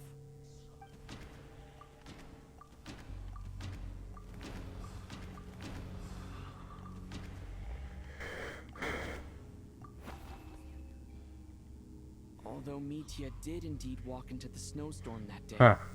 Okay. the void in the ley lines hasn't been filled.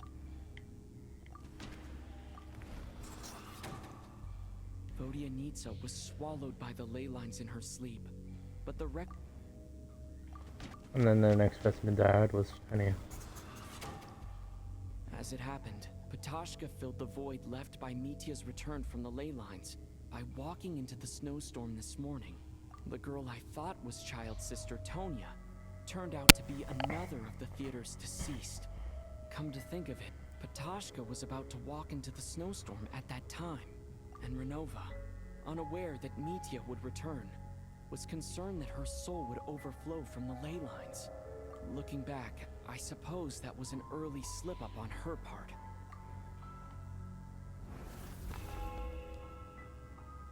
No one could have expected anyone who walked into the snowstorm to return. But just after nightfall, Mitya returned, bringing crucial information with him. Various truths began to surface, including that all of us were already dead, and that the ruler of death was here among us. Then, after revealing her true form, Renova callously claimed 2 souls. And she did.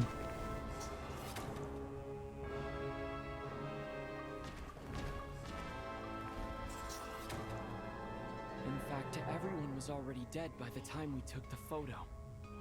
And in the days since, we've experienced many more partings in the afterlife. Now, only Mitya and I remain. And the true culprit behind everything still stands before us. In Mitya's eyes, I see the same anger and frustration that I feel. That covers everything. It's all clear now. Your work isn't finished here yet, is it? The Traveler and I are still standing here, safe and sound. The water imp's song threw things off a little, but it is of no consequence. The ley lines have already anchored your soul, and the first ray of light tomorrow morning will take you back.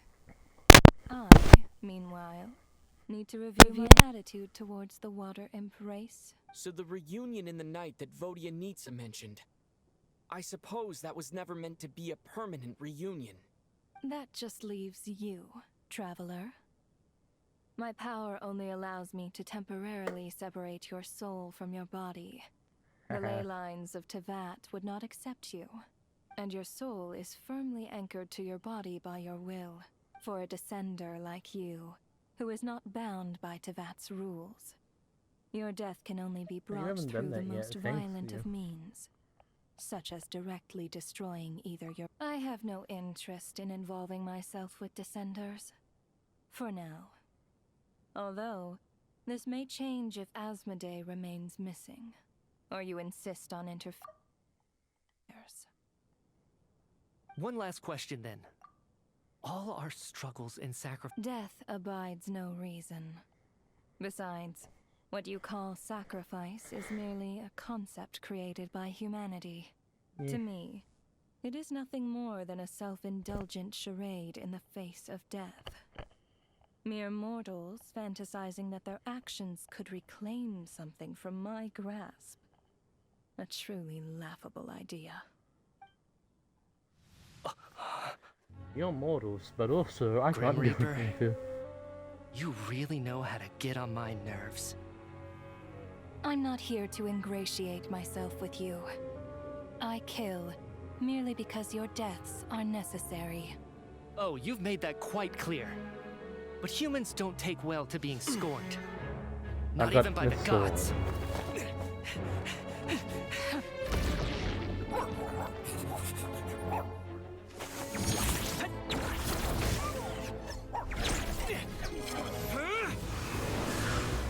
The tornado.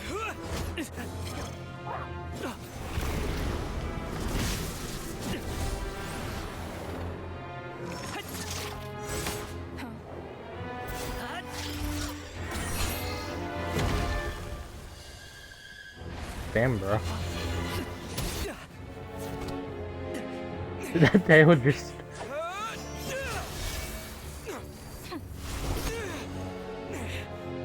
This is futile.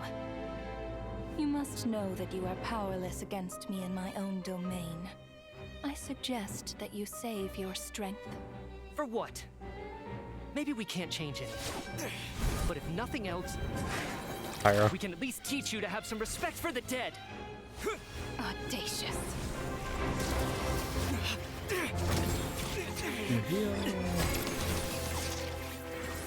I have no idea what element this man is using.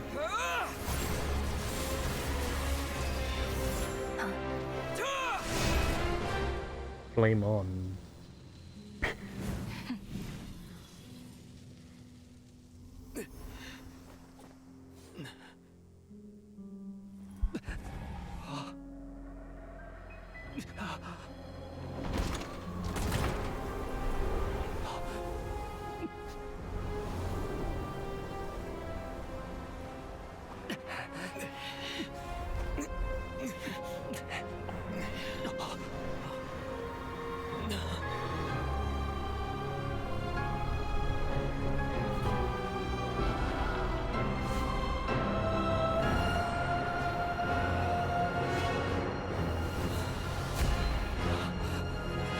Meh.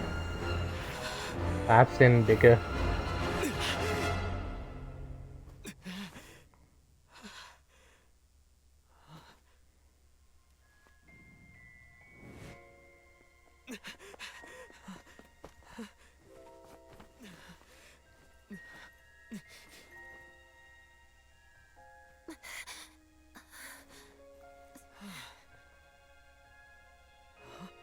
Hi, I saved your life.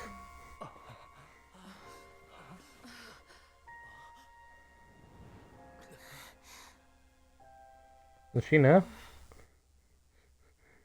Just a lady from her context.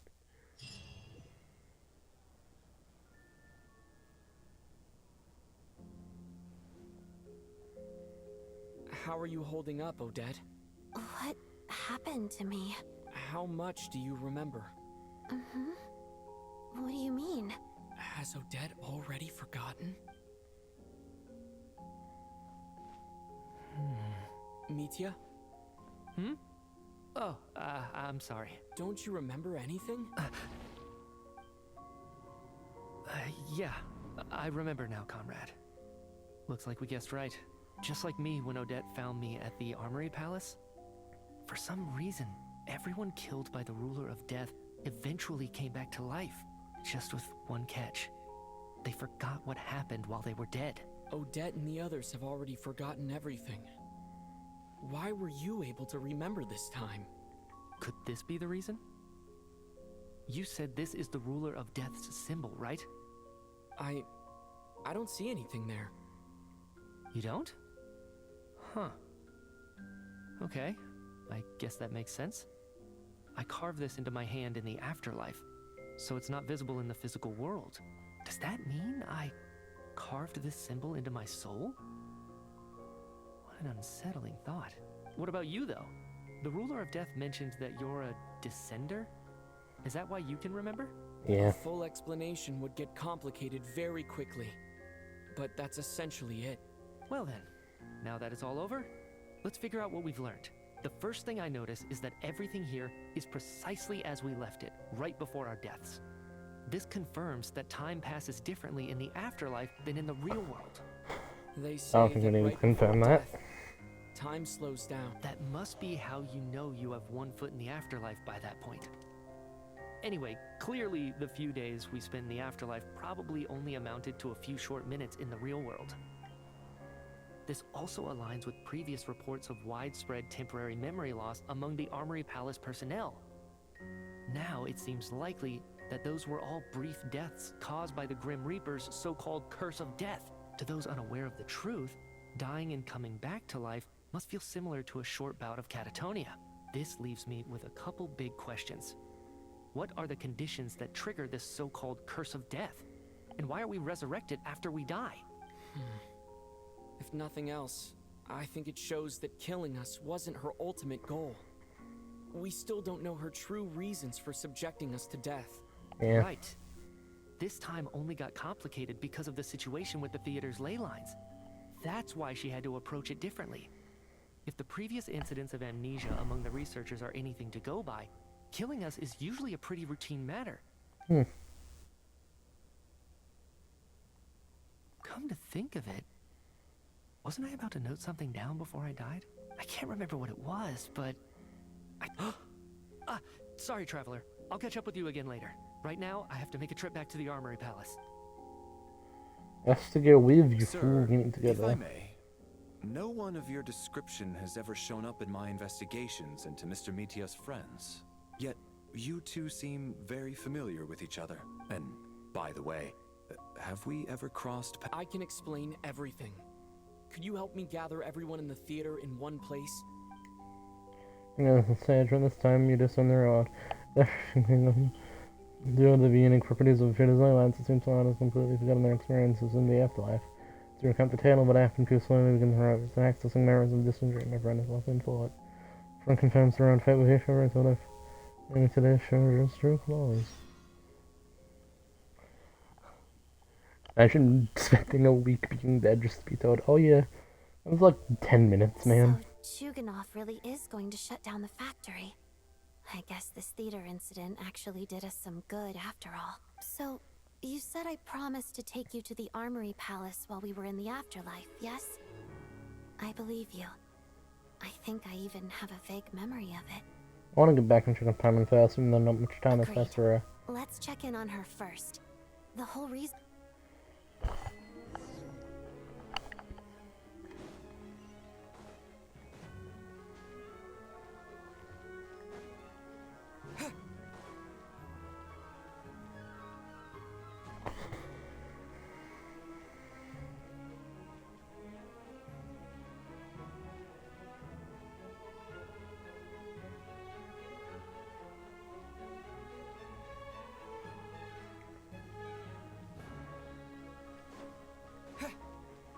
I'm gonna try to get a special bear settle in this patch, like they did with that sibling on Wonder.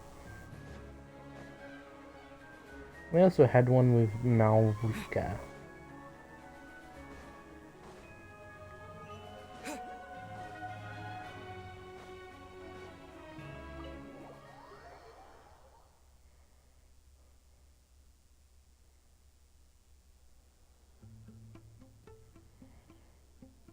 I'm finally back. Come on, Even though Norman. a long time has passed from my perspective. As far as Paimon's concerned, I probably just went out to watch a very short show.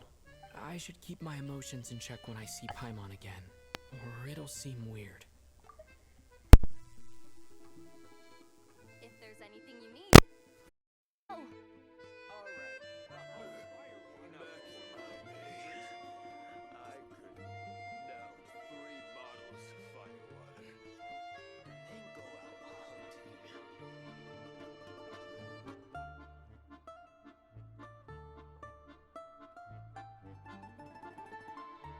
If there's anything you need, please let me know.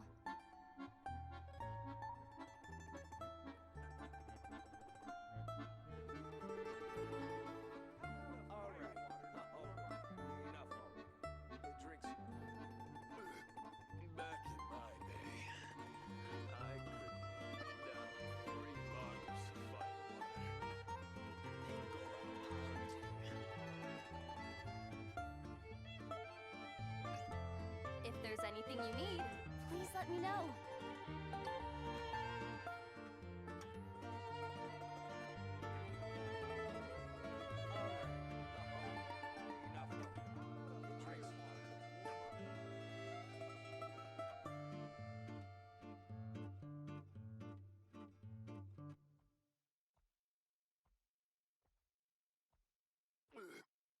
Back in my day, I could down 3 bottles of fire If there's water anything you need, please and let me then know. go out hunting.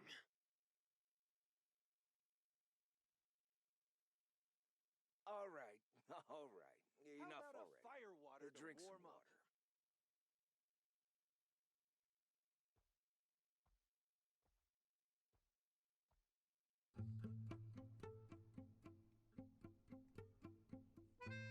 If there's anything you need, please let me know. Back in my day, I could down 3 bottles of fire water and then go out hunting. All right, enough already. Drink some water.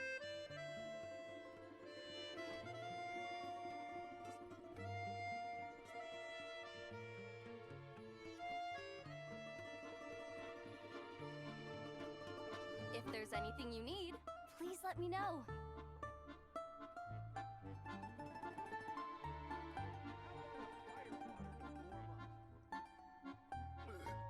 Back in my day, I could down 3 bottles of fire water Enough already. and then go out hunting.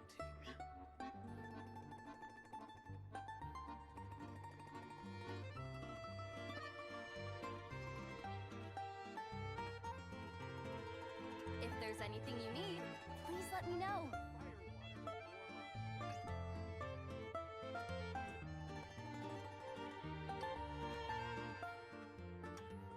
All right. Enough already. Drink some water. Back in my day, I could down 3 bottles of fire water and then go out hunting. If there's anything you need, please let me know. Warm up.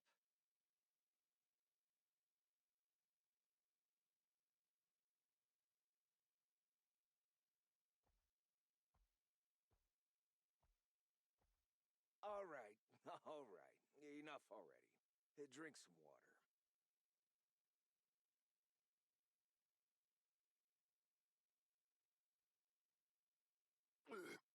Back in my day, I could down 3 If there's anything you bottles of need, fire water please let me know. and then go out hunting.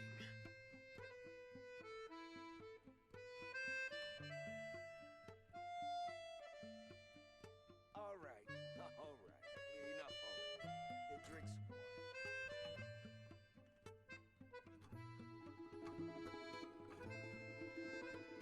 If there's anything you need, please let me know.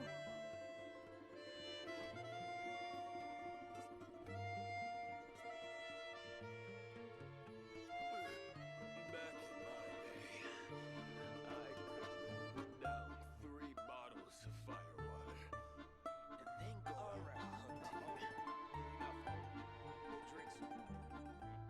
How about a fire water to warm up? If there's anything you need, please let me know. Wait. The atmosphere here feels off.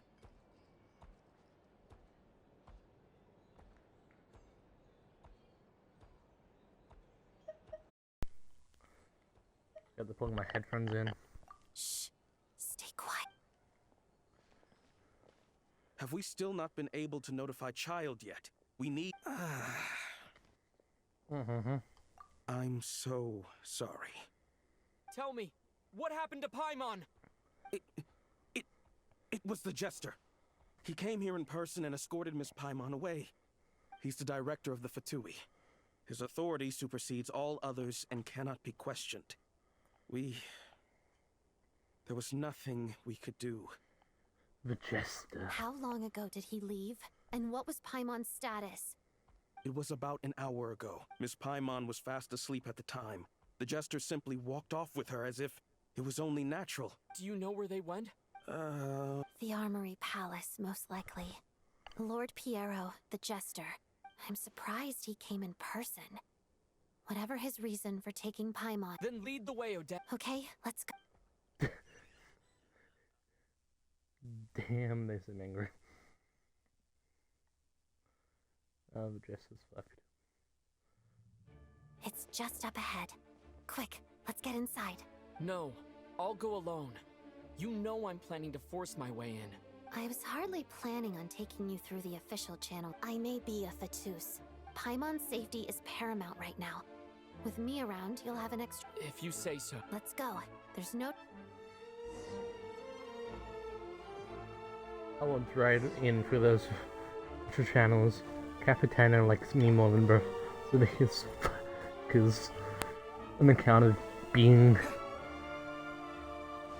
Yeah, well, the brother... Who are you? This part of the Armory Palace isn't a restricted No. access. What do you think you're doing? No questions, please. We're short on time. I'm going to kill every last one of you.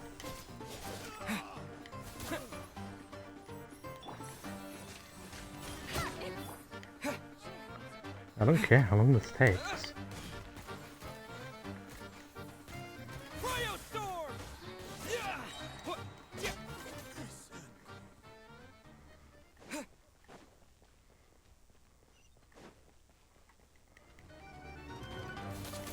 Oh, okay. My guiding stars.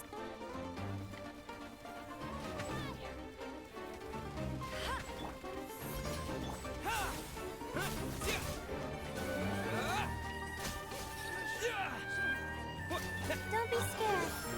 Let the show begin.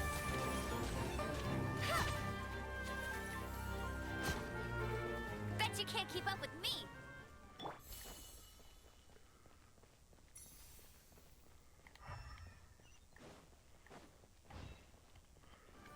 Really? The night is cold. Where are you?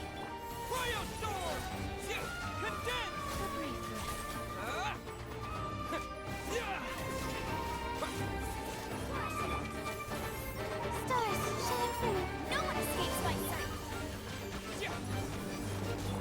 Witness the snow swan's grace.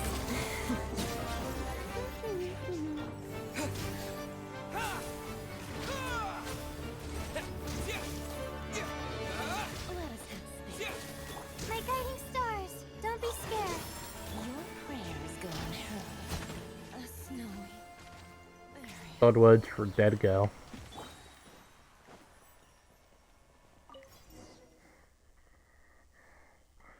Okay. Cool. The characters in the game. I guess I need to clarify that. Die. Do you have a pass? Where are you coming from? So, you're intruders, huh? Then don't blame me for what happens next! Not now.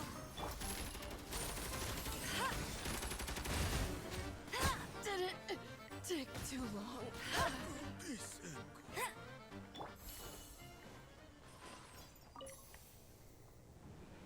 The Armory Palace is hidden this deep in? This place is much bigger than I imagined. They're conducting top-secret research after all. The deeper it's hidden, the better, is standard Fatui logic. The style doesn't really look like the Fatui's handiwork, though. They must have requisitioned some structures from a past civilization. It also serves... Oh, the Doctor. Stay alert!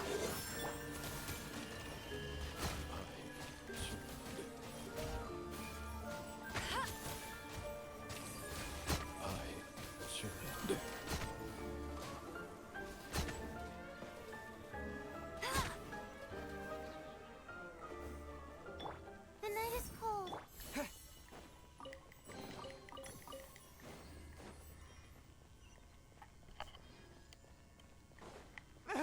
Intruders? Don't come any closer! Die. What are you guys trying to do here? I'm short work of your skull! Not now. Time! Get Together.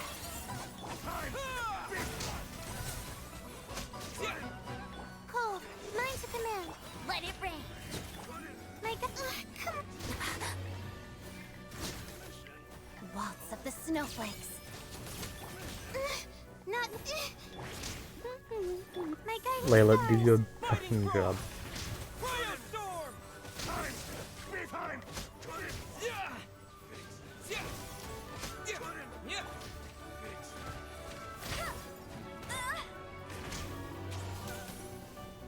No one interferes with a jester's work. I interfere with the jester's work.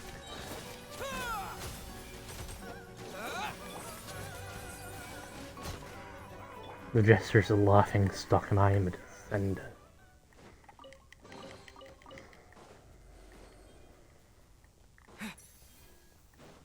Surely he jests if he thinks this was wise.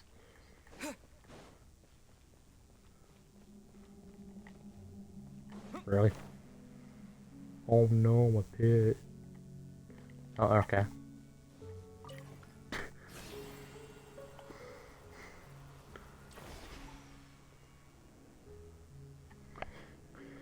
Clearly a trap.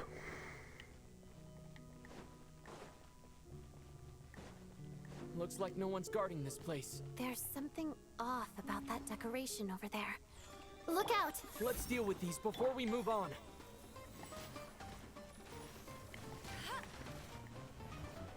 Oh, there's more on this side.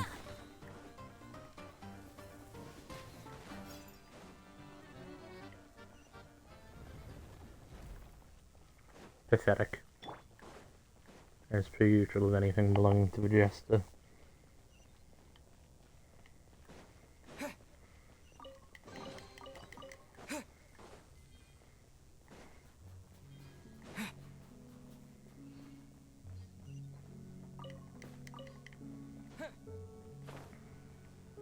The researchers here probably don't know that we're uninvited guests. Let's try not to hurt them. Hmm? What's the big star from the theater doing here? That's Miss Odette. She's a member of the Fatui. Don't tell me you didn't know that.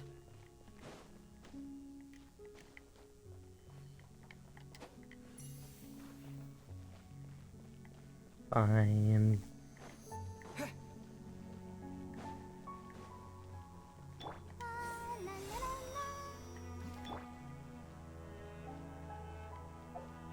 What's the... Oh hey, that's what the whole reason primary for run. Project Snezhnaya to support the research here at the Armory Palace? Just what are the Fatui and the Tsaritsa planning?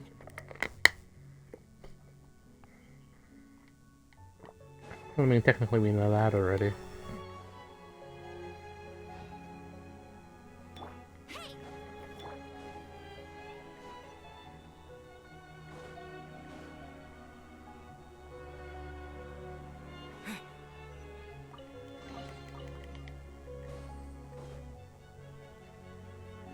Whoa! Who are you? Never seen you around here before. Never will again. Looks like there's no way through here. Maybe using the power of this prism could help? Hmm.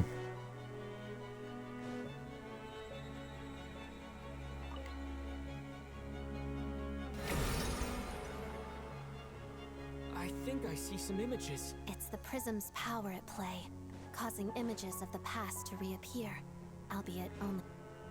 Paimon. And the Jester.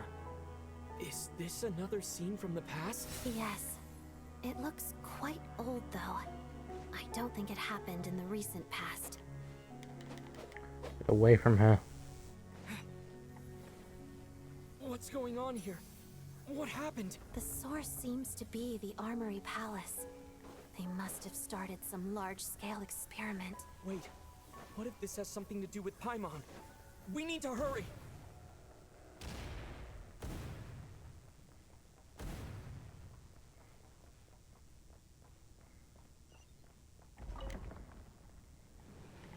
Is this seriously the ascent line of the character bio is going on about? My guiding stars! We're almost there. The Armory Palace is just up ahead. Paimon, please be okay.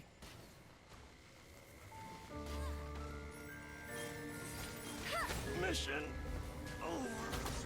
Not now. Oh yeah, come towards the guy with the powerful bow.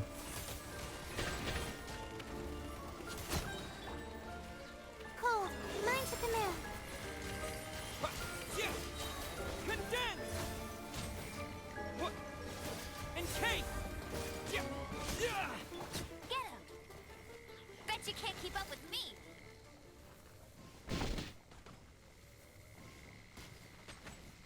This was a security measure is kind of pathetic from the Fatui.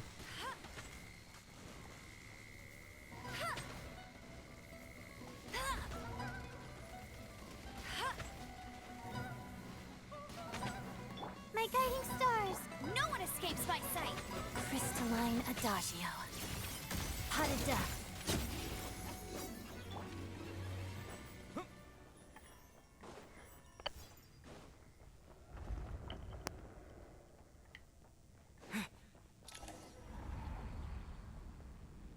What's going on? Wait, it's the curse of death. No, Odette.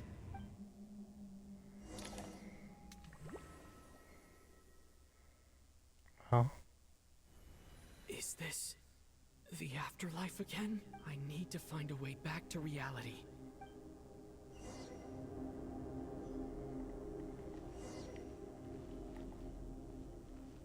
Oh my god, it's the name. It's Mistletoe.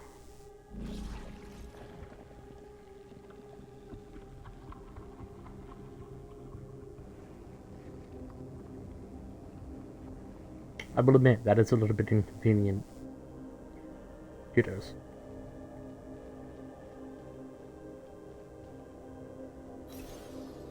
Yeah.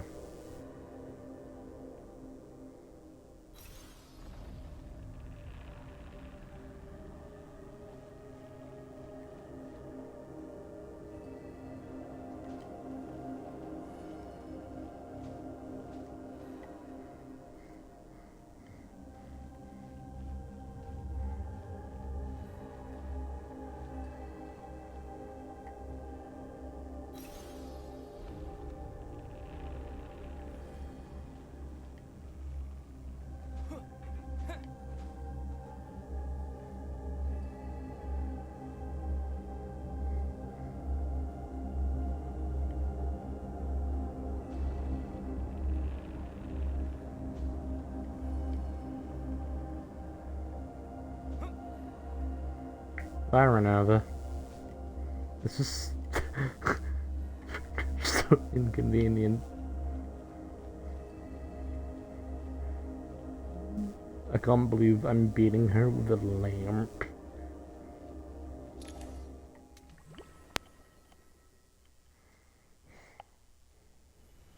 Odette? No signs of life. But past experience says that did Odette intentionally use her core Ignis to guide my Thank you, Odette. If not for you, my soul would but I'm sorry. I don't have time to protect. Bring it on, Piero. Sure enough, everyone here has been affected by the curse of Paimon! Paimon! No, wait. Paimon probably didn't escape Renova's curse either. She won't be able to respond to me right now. I'll have to find her myself. Should I jump?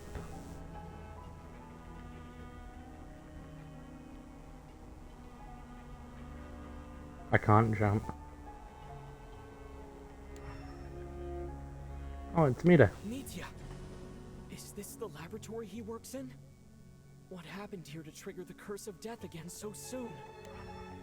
Nitia's presence, probably. Finding Paimon has to take priority now. Yeah. Can that help me? No. Found her. Paimon really is here. I left her in a cell.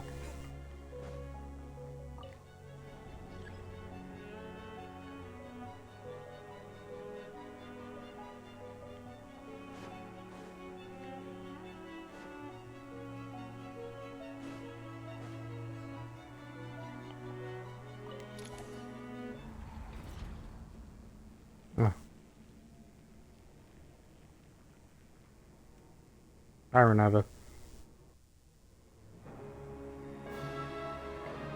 Renova, kill these people if you want. I need Paimon.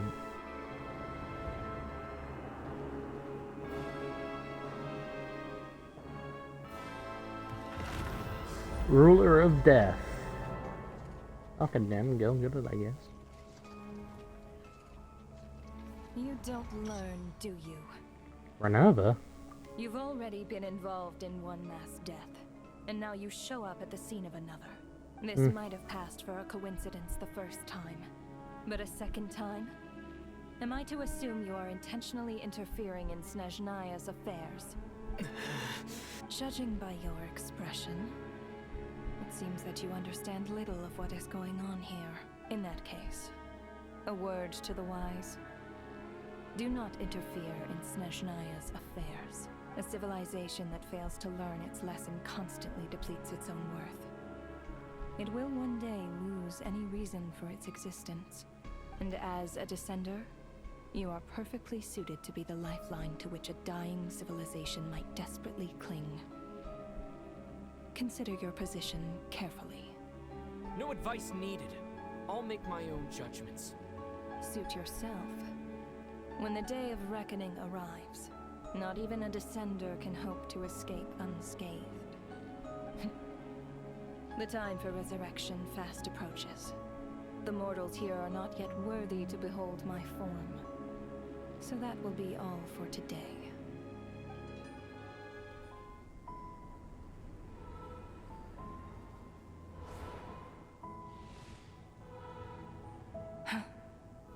That thing is coming with me.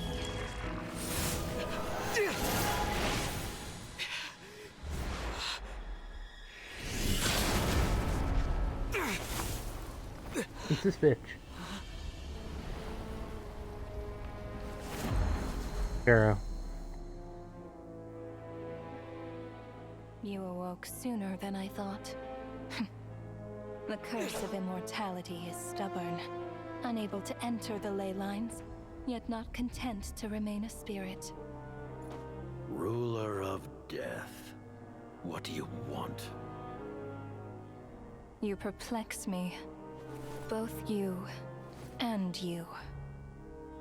That thing may be a creation of Celestia, but it possesses none of Celestia's power, let alone authority. Your obsession with it baffles me. No matter, the resurrection will soon begin. It's worthless anyway. I'll reclaim it next time.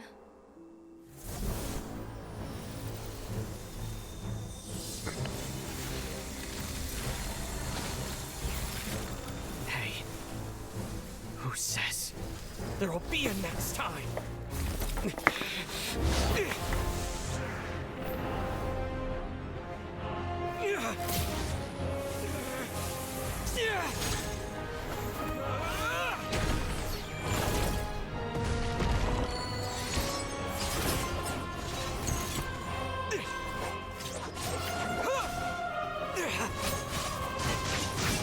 Hi.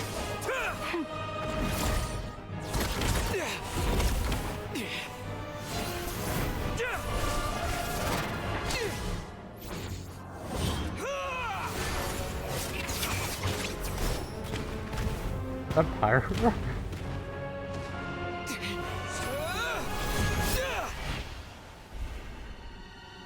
Ah.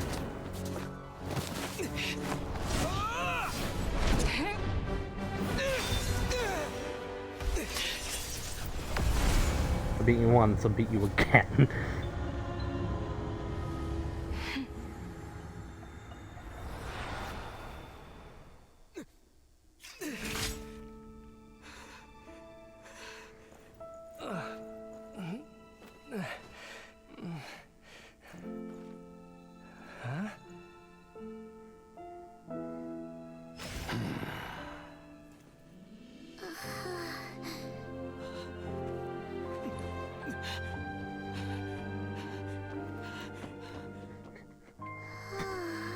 Oh, he knows not to stop me.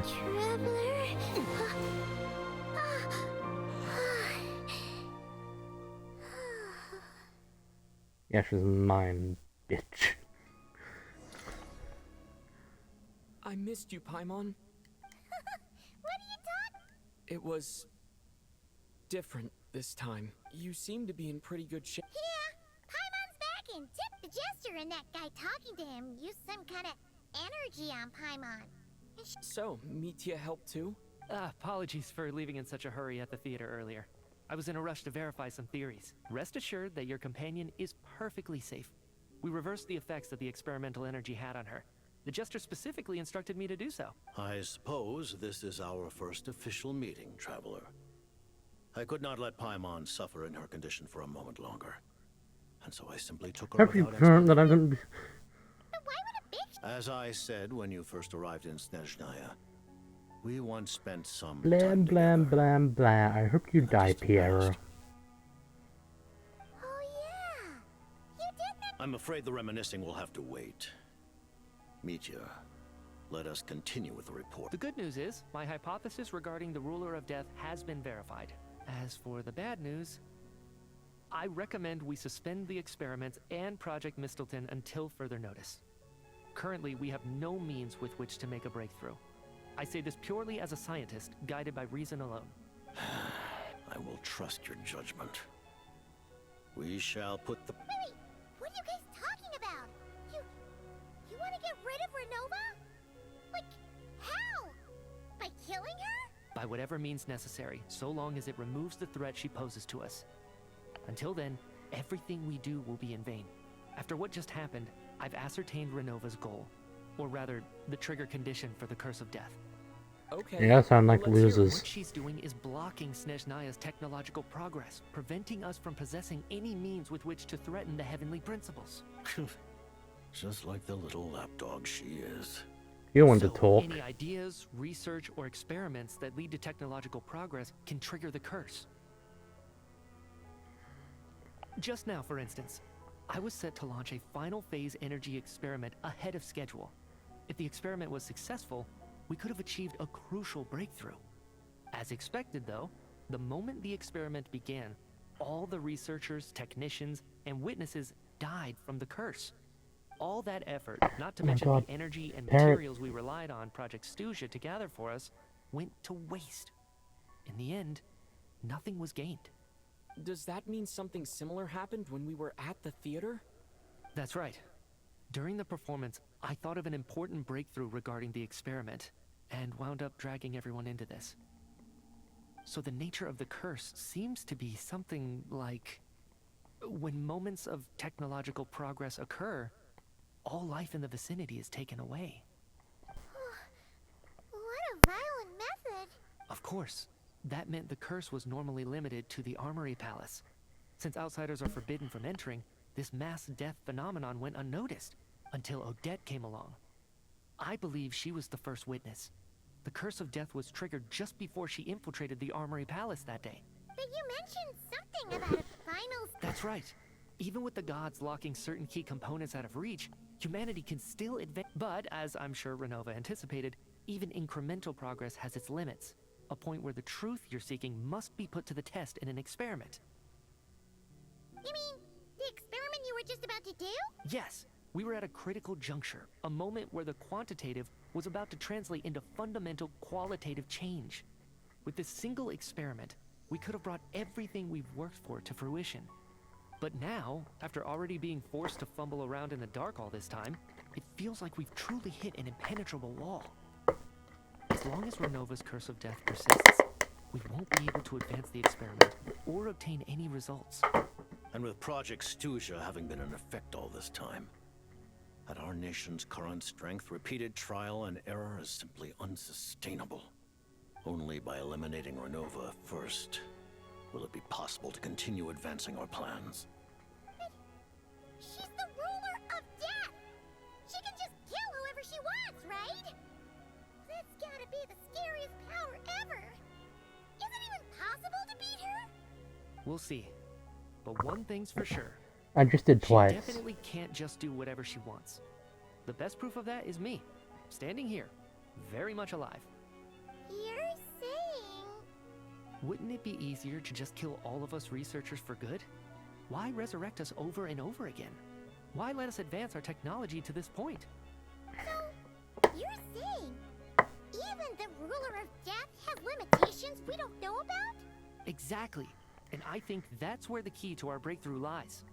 Regardless, the ruler of death has always been an obstacle we must overcome.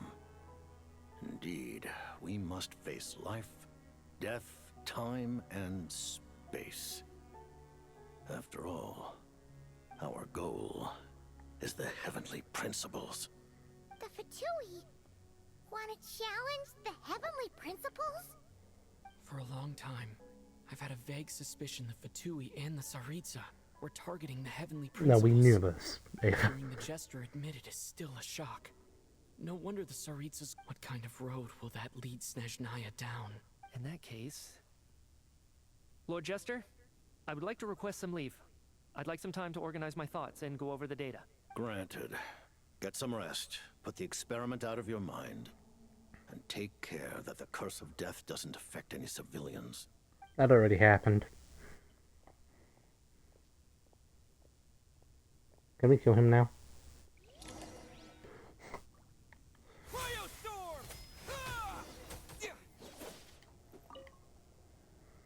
Okay. While there is yet time, allow me to offer you my hospitality, honored guest of Snezhnaya.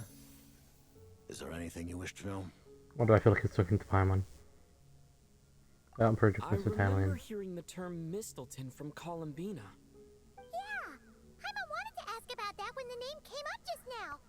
What is it? Paimon's heard of Project Snezhnaya, but not this one.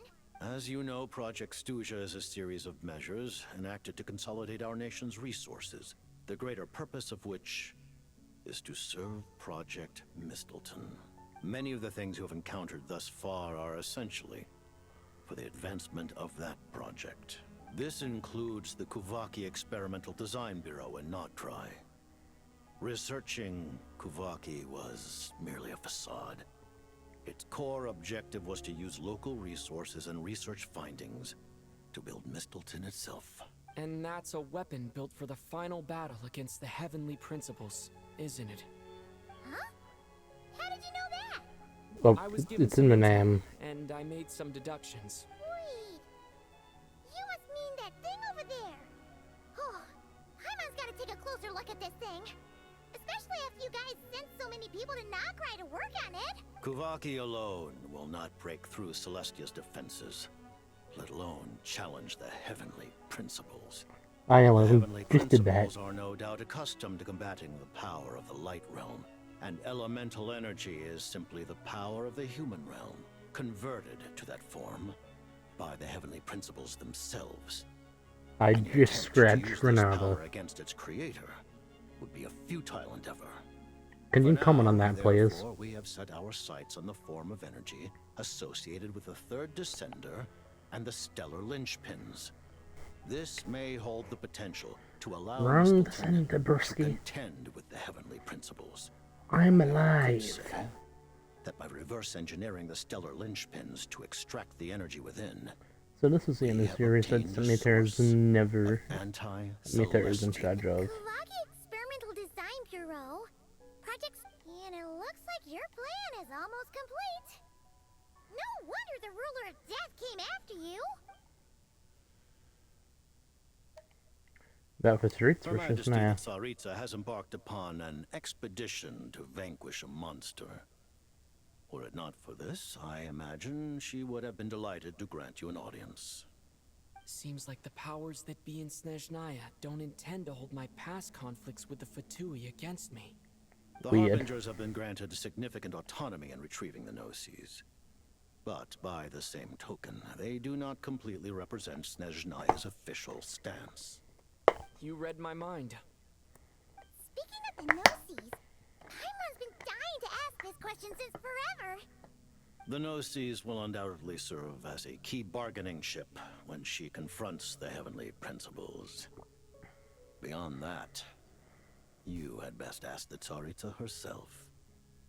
I am not sure if this information is mine to disclose. What do you mean? Not sure. Don't you... Taking on the heavenly principles is something most people wouldn't even entertain in their wildest fantasies. Why is the Tsaritsa so fixated on this? Into that today, civilization is nothing but an illusion. Something whose very existence can be negated at any moment. Our civilization may very well be destroyed in the struggle, but as things stand, The heavenly principles could choose to negate our existence on a passing whim. And we must Blah, blah, not blah. sit back and accept that fate. Only by changing the state of affairs, only by overthrowing the heavenly principles, can our civilization truly be said to have taken root. Otherwise, the fate of the people of Conria and Hyperborea is a cycle doomed to repeat itself.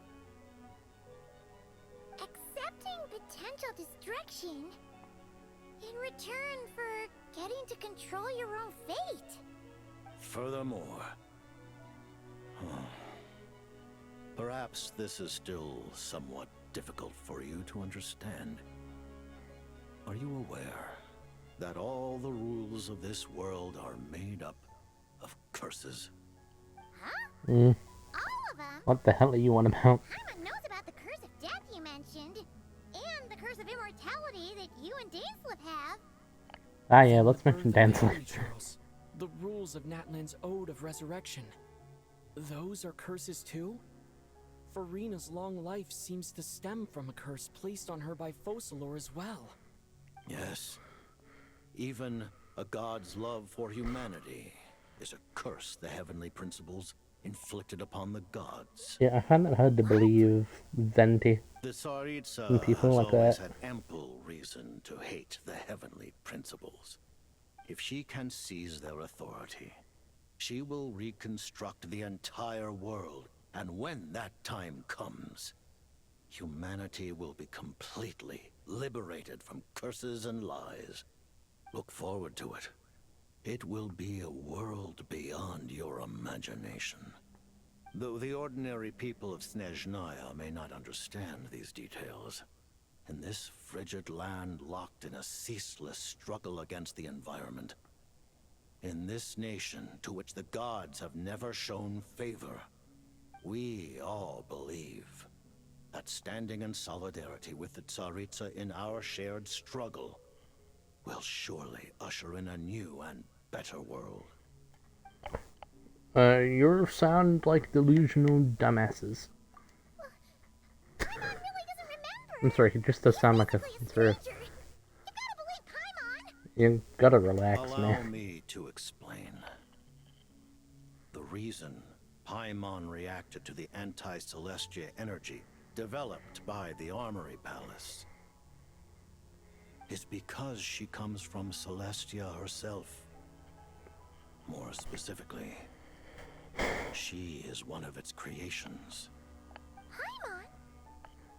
A creation of Celestia? Oh, right. I was blinded by anger earlier, but thinking back on it, Renova also said that Paimon is a creation of Celestia. But she lacks Celestia's power or authority. As you know, the lunar fragments in Nodcry were pulled Also, down Paimon is from awesome, the but she's skies just with a Fatui technology. But the first application of this technology was in Conria, over 500 years ago. I used this technology upon the heavens, and the response I received was none other than Paimon, descending from Celestia. I presented her to the Vinster King, but he took no interest in this gift, nor did it satisfy him. Paimon then took up temporary residence in my palace until, of course, the arrival of the Cataclysm. Wait, Paimon's a little confused. You're talking about things that happened in Conria 500 years ago. That means Paimon's at least 500 years old? Paimon was there for that? But Paimon doesn't remember any of that. Having lived through the Cataclysm, perhaps you too were burdened with some manner of curse. Although, losing your memories would indeed be the smallest price I've ever seen paid. But it's not just her memories from Conria. Paimon doesn't even know how she spent the last 500 years. What was Paimon like back in Conria? Did she know a... Unfortunately, when you arrived in Conria, your consciousness was like that of a newborn infant. None could say what kind of being you once were in Celestia. During the time you lived in Conria, your personality was no different from how it is now. I was surprised when Vince King wasn't exactly taken in by your charm. Aw, man! Paimon's planned to get her memories back and become super... You know, even though Paimon lost her memories, she still feels weirdly close to you for some reason. On the contrary, I completely ignored your existence. I was entirely focused on my struggle against Troptatir the Wise. But now, as I see it, it is as if you are the only sane thing that survived that era of insanity. And thus, are worthy of protection. Noted. Man, Paimon's gotta stop projecting friendship on everyone she meets. Traveler? Even though you know Paimon's some creation of As long as you're not the heavenly principles, we're good.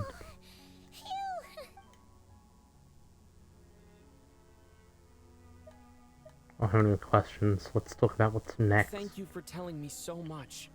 I'm a bit surprised, honestly. I didn't expect you to be quite so transparent with me.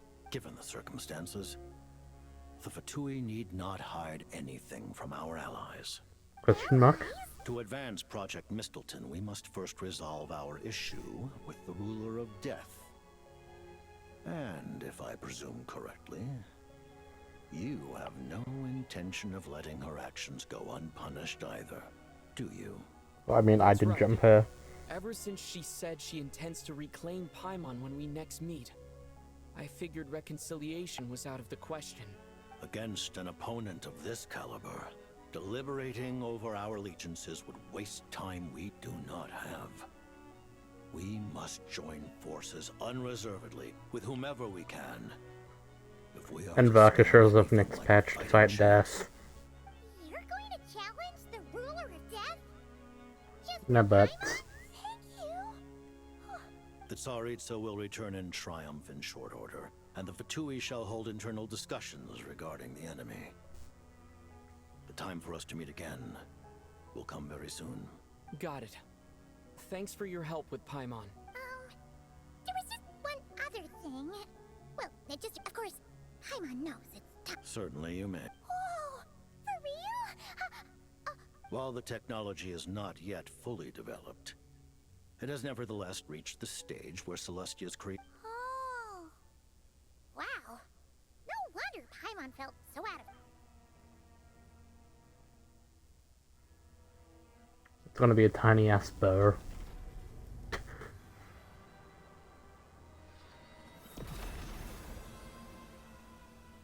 Is that just a bigger version of my sword?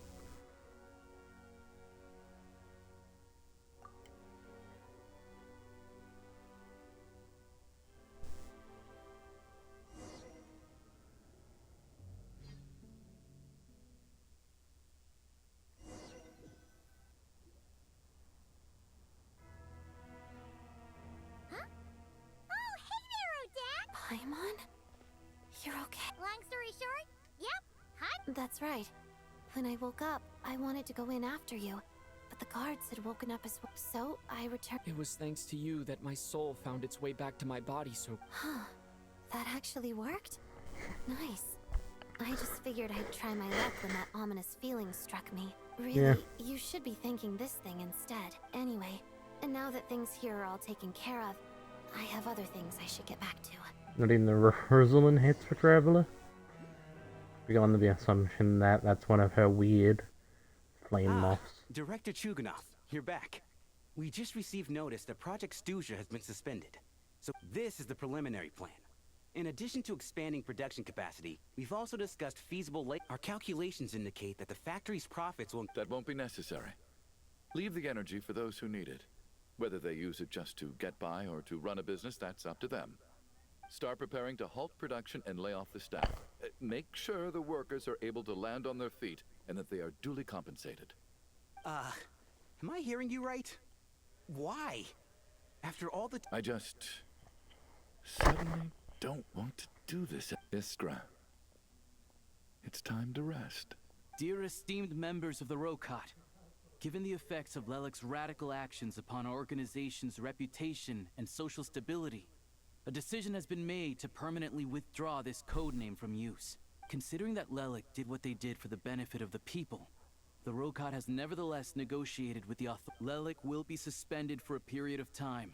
Depending on their future performance, they may be allowed to adopt. The purpose of this notice is to remind everyone once again that motives and methods are equally important when one operates in the shadows. Even with Project Stooge's suspension and our interim operational victory, we must guard against complacency and rashness and work to consolidate the progress we have made so far. We act only for the greater glory and solidarity of our nation. May the aurora shine ever on, and the tundra always stand firm. We act only for the greater glory and... You mean for us? Just thinking out loud, I've never seen the Snezhnaya Vecha so lively before. I never once thought I'd come here. But I understand everything now, Rosaline.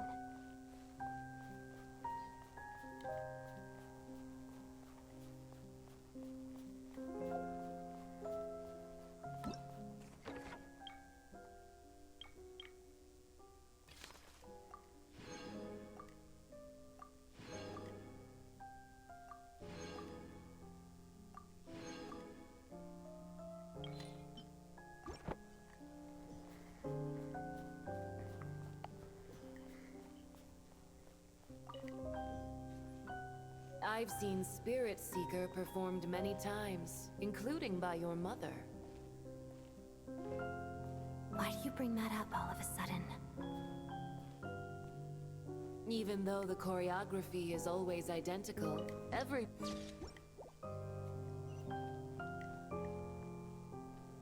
So you actually want to talk to me about ballet?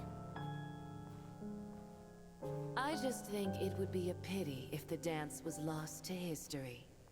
She didn't teach it to you, did she? That was an unusually subtle taunt for you.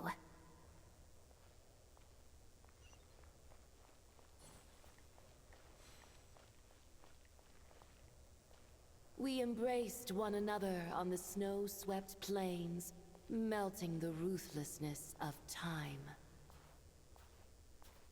But when our bodies, in pieces, are cast to the winds, what of our love will remain behind?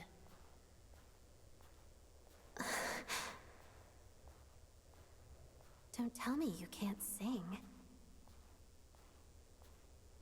Shush.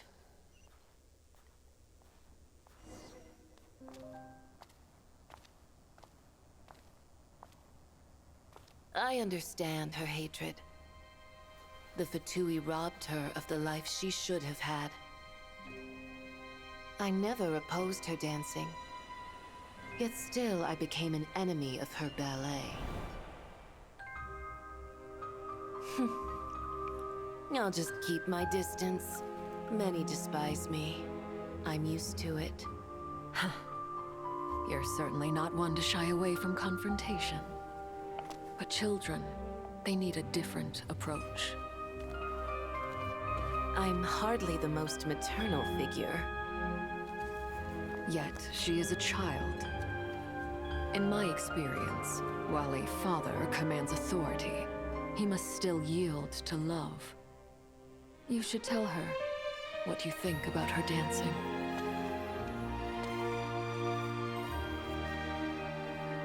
Odette will soon take the stage at the Koralyevsky Theater. This could be your chance. Geonosis secured. It went smoothly. I'll be there. Have them send me an invitation.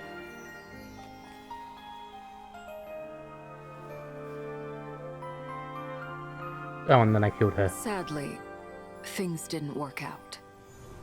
Her final words are inside that block of ice. This? Aren't these for monitoring her subordinates? Not yours. This one isn't her witch's flame, but my two worlds' flames. The two worlds' flames can burn away memories. It was my parting gift to Rosaline.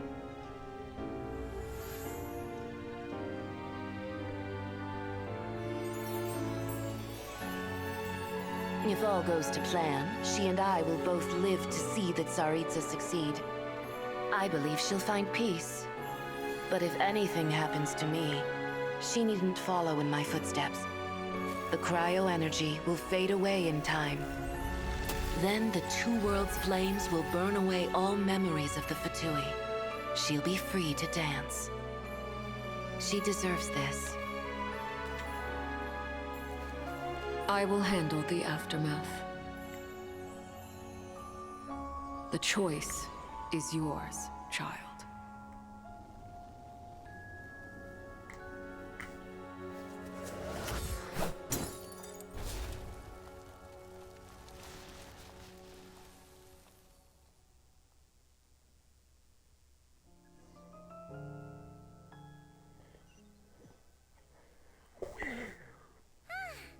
Fresh air at last! Oh, it's nice, like, who cares if Paimon's a creation of Celestia? And like you said, this doesn't have to change anything between us. You're not gonna just... You've spent the last few days lying in bed and stuffing your face. Says who? Paimon's as agile as... Paimon originally wanted to check out the bookstores in Snezhnaya, but she's more in the mood for... Wait! They've got light novels from Yai Publishing House. The local Snezhnaya books look pretty interesting too, but also... I thought you were in the mood for flying around. Paimon can read while she flies. Hey! Look at these two dolls! Which do you like better? Alright! Oh, I thought we were only getting one. There you are. Paimon will grab this and... Huh?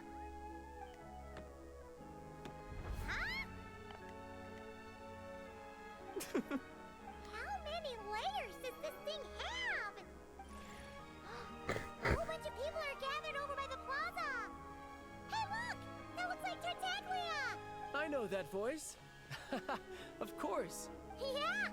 The jester knew of... Oh, yeah, about that. That was kind of embarrassing. Who could have known? Oh, right. Let me introduce you. This is my little sister, Tonya. Hello, Tonya! Hello, hello! Firstly, I'm really sorry about my brother. Sounds Oh, like he's Tommy. caused you no end of trouble. Hey now, why'd you... So she's the real Tonya. She said you two didn't manage to meet up at the theater. She waited ages for me, and when I didn't show... What do you mean? You mean I Tony? know, right? He didn't bother to say a word to me. I've been rushed off my feet lately, so I didn't get the chance to go home. Well, the snow was bad, and you're never late. So I was really worried about... I'm sorry, Tonya. I really am. Although the mix-up led to a series of misunderstandings. Besides, it's obvious that Tartaglia isn't usually one to break a promise. He only gave his ticket to me because he had to look into... My fault for being late. I should have... No, it's fine. It just meant I didn't get to see the show in the end. By the way... I would the best is yet to come. Huh? What kind of... Hey, look!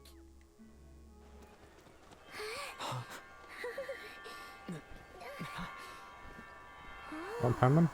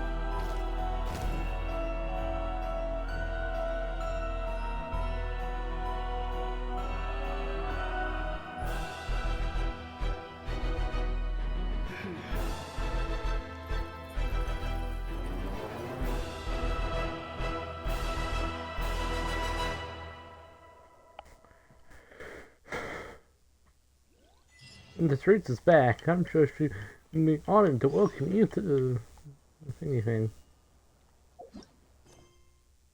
And then they...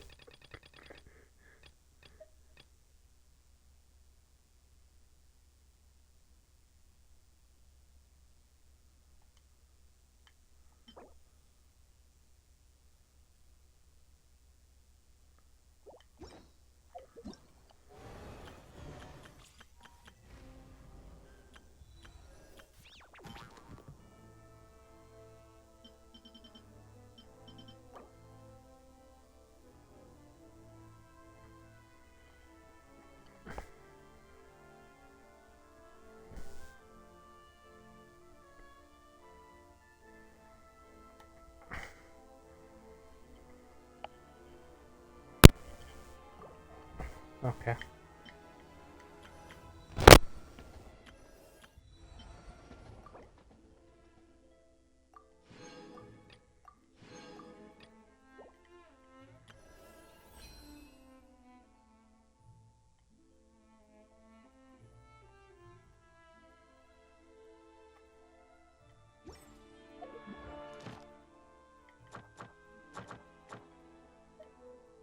I'm gonna spend some resin.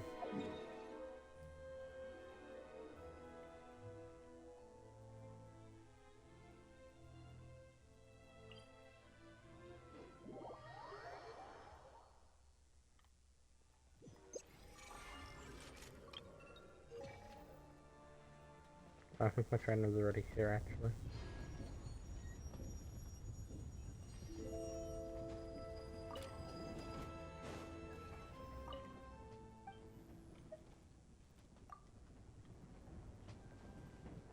Oh, you got my... I just want the door open.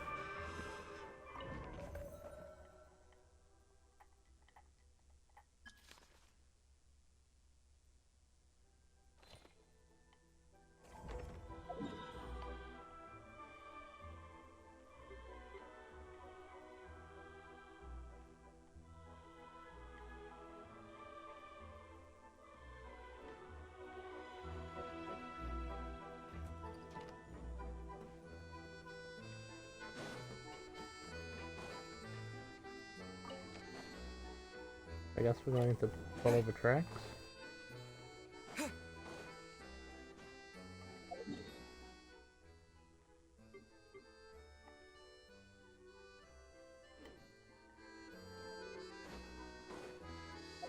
Which way do we go? That way.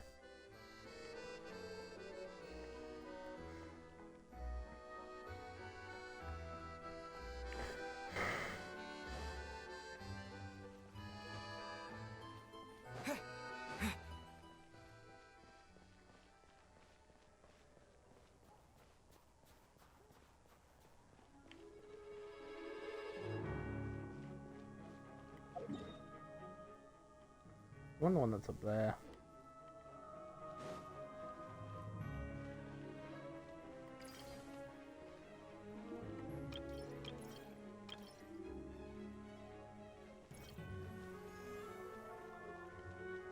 How do I use it?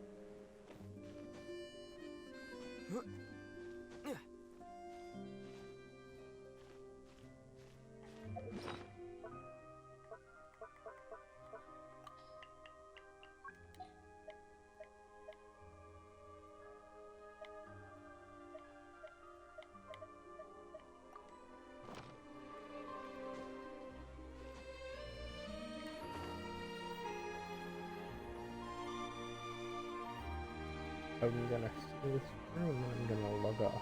Good night.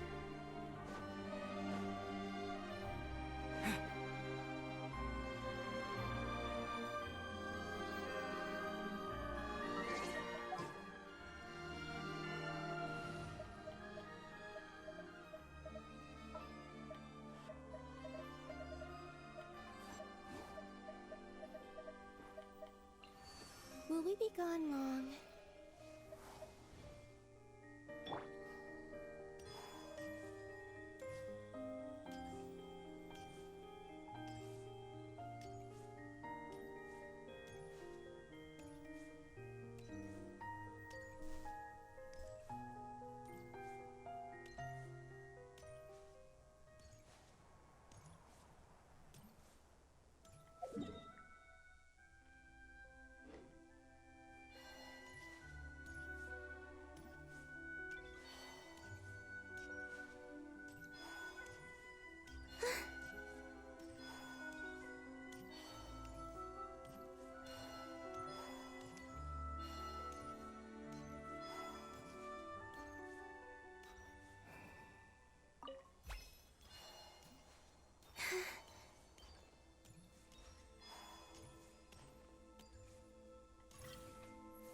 feeling better, man.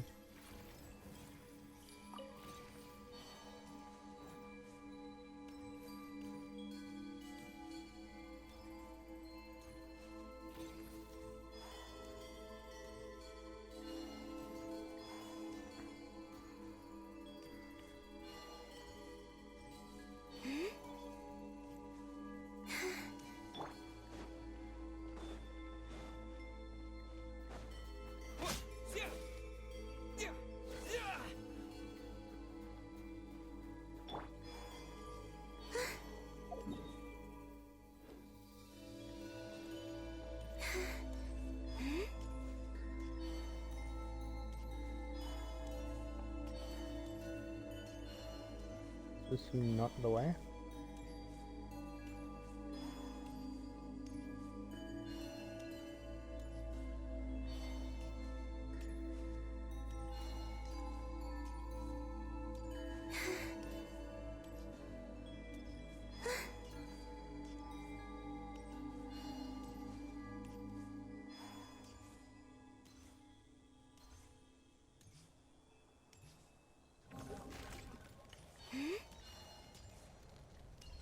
Surge. I'll protect us. Come on, we can do it.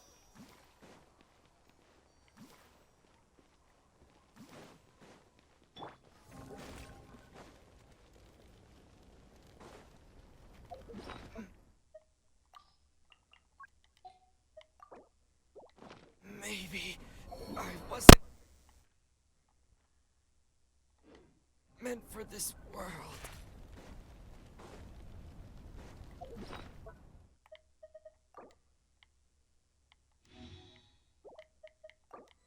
Haha. This is not the end. Damn.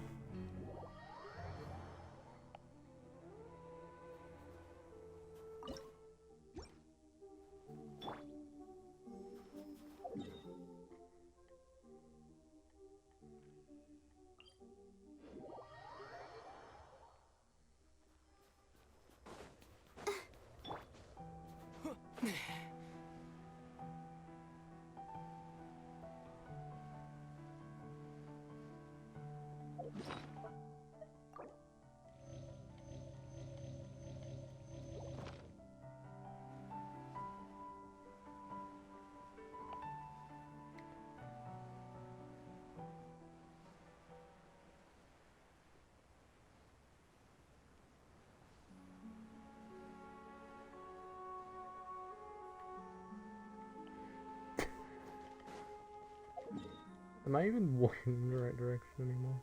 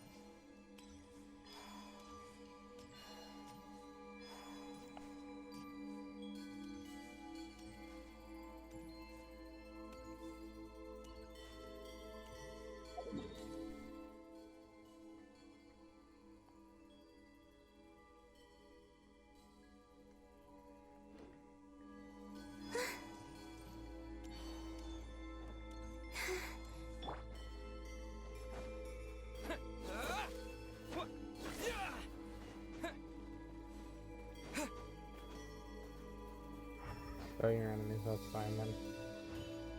Try me!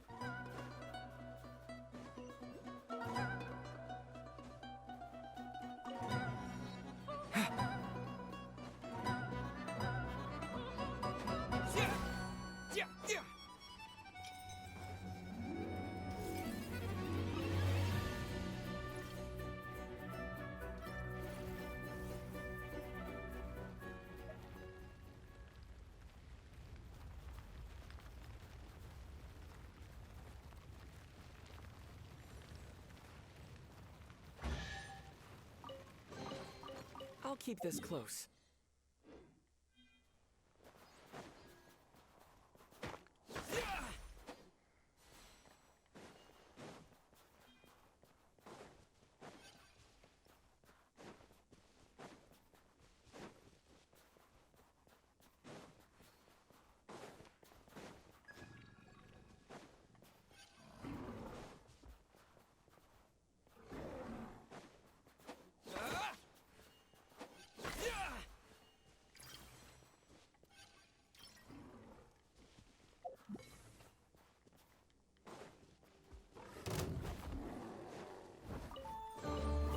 I'll keep this close.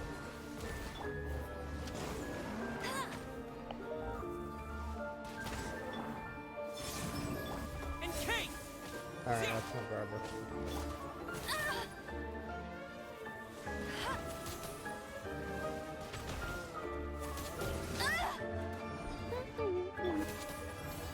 Let's dance.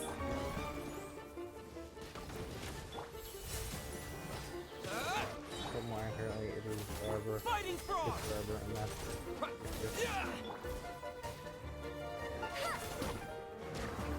That's cheating.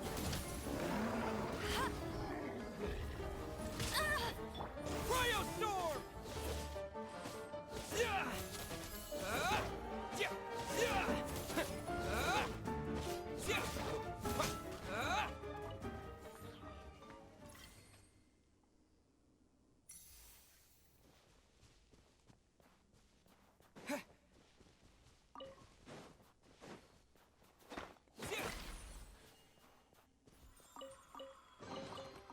Is this an answer from this world?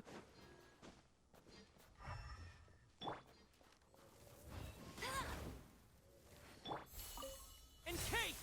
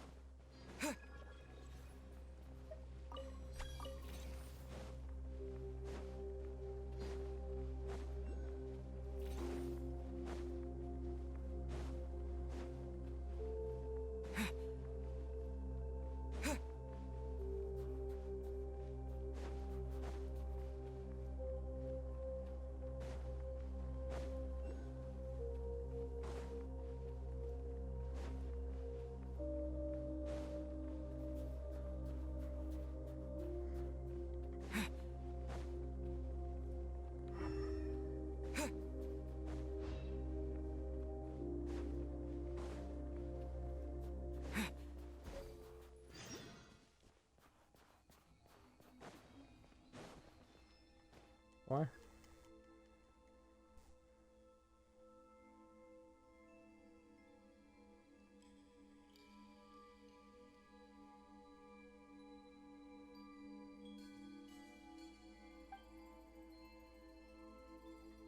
I don't care, Paimon.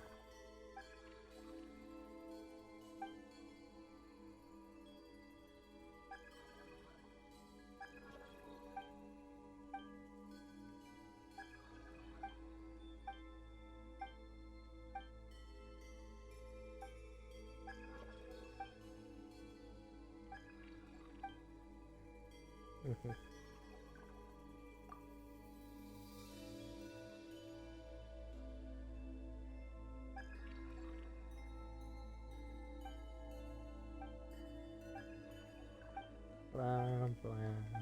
blah blah.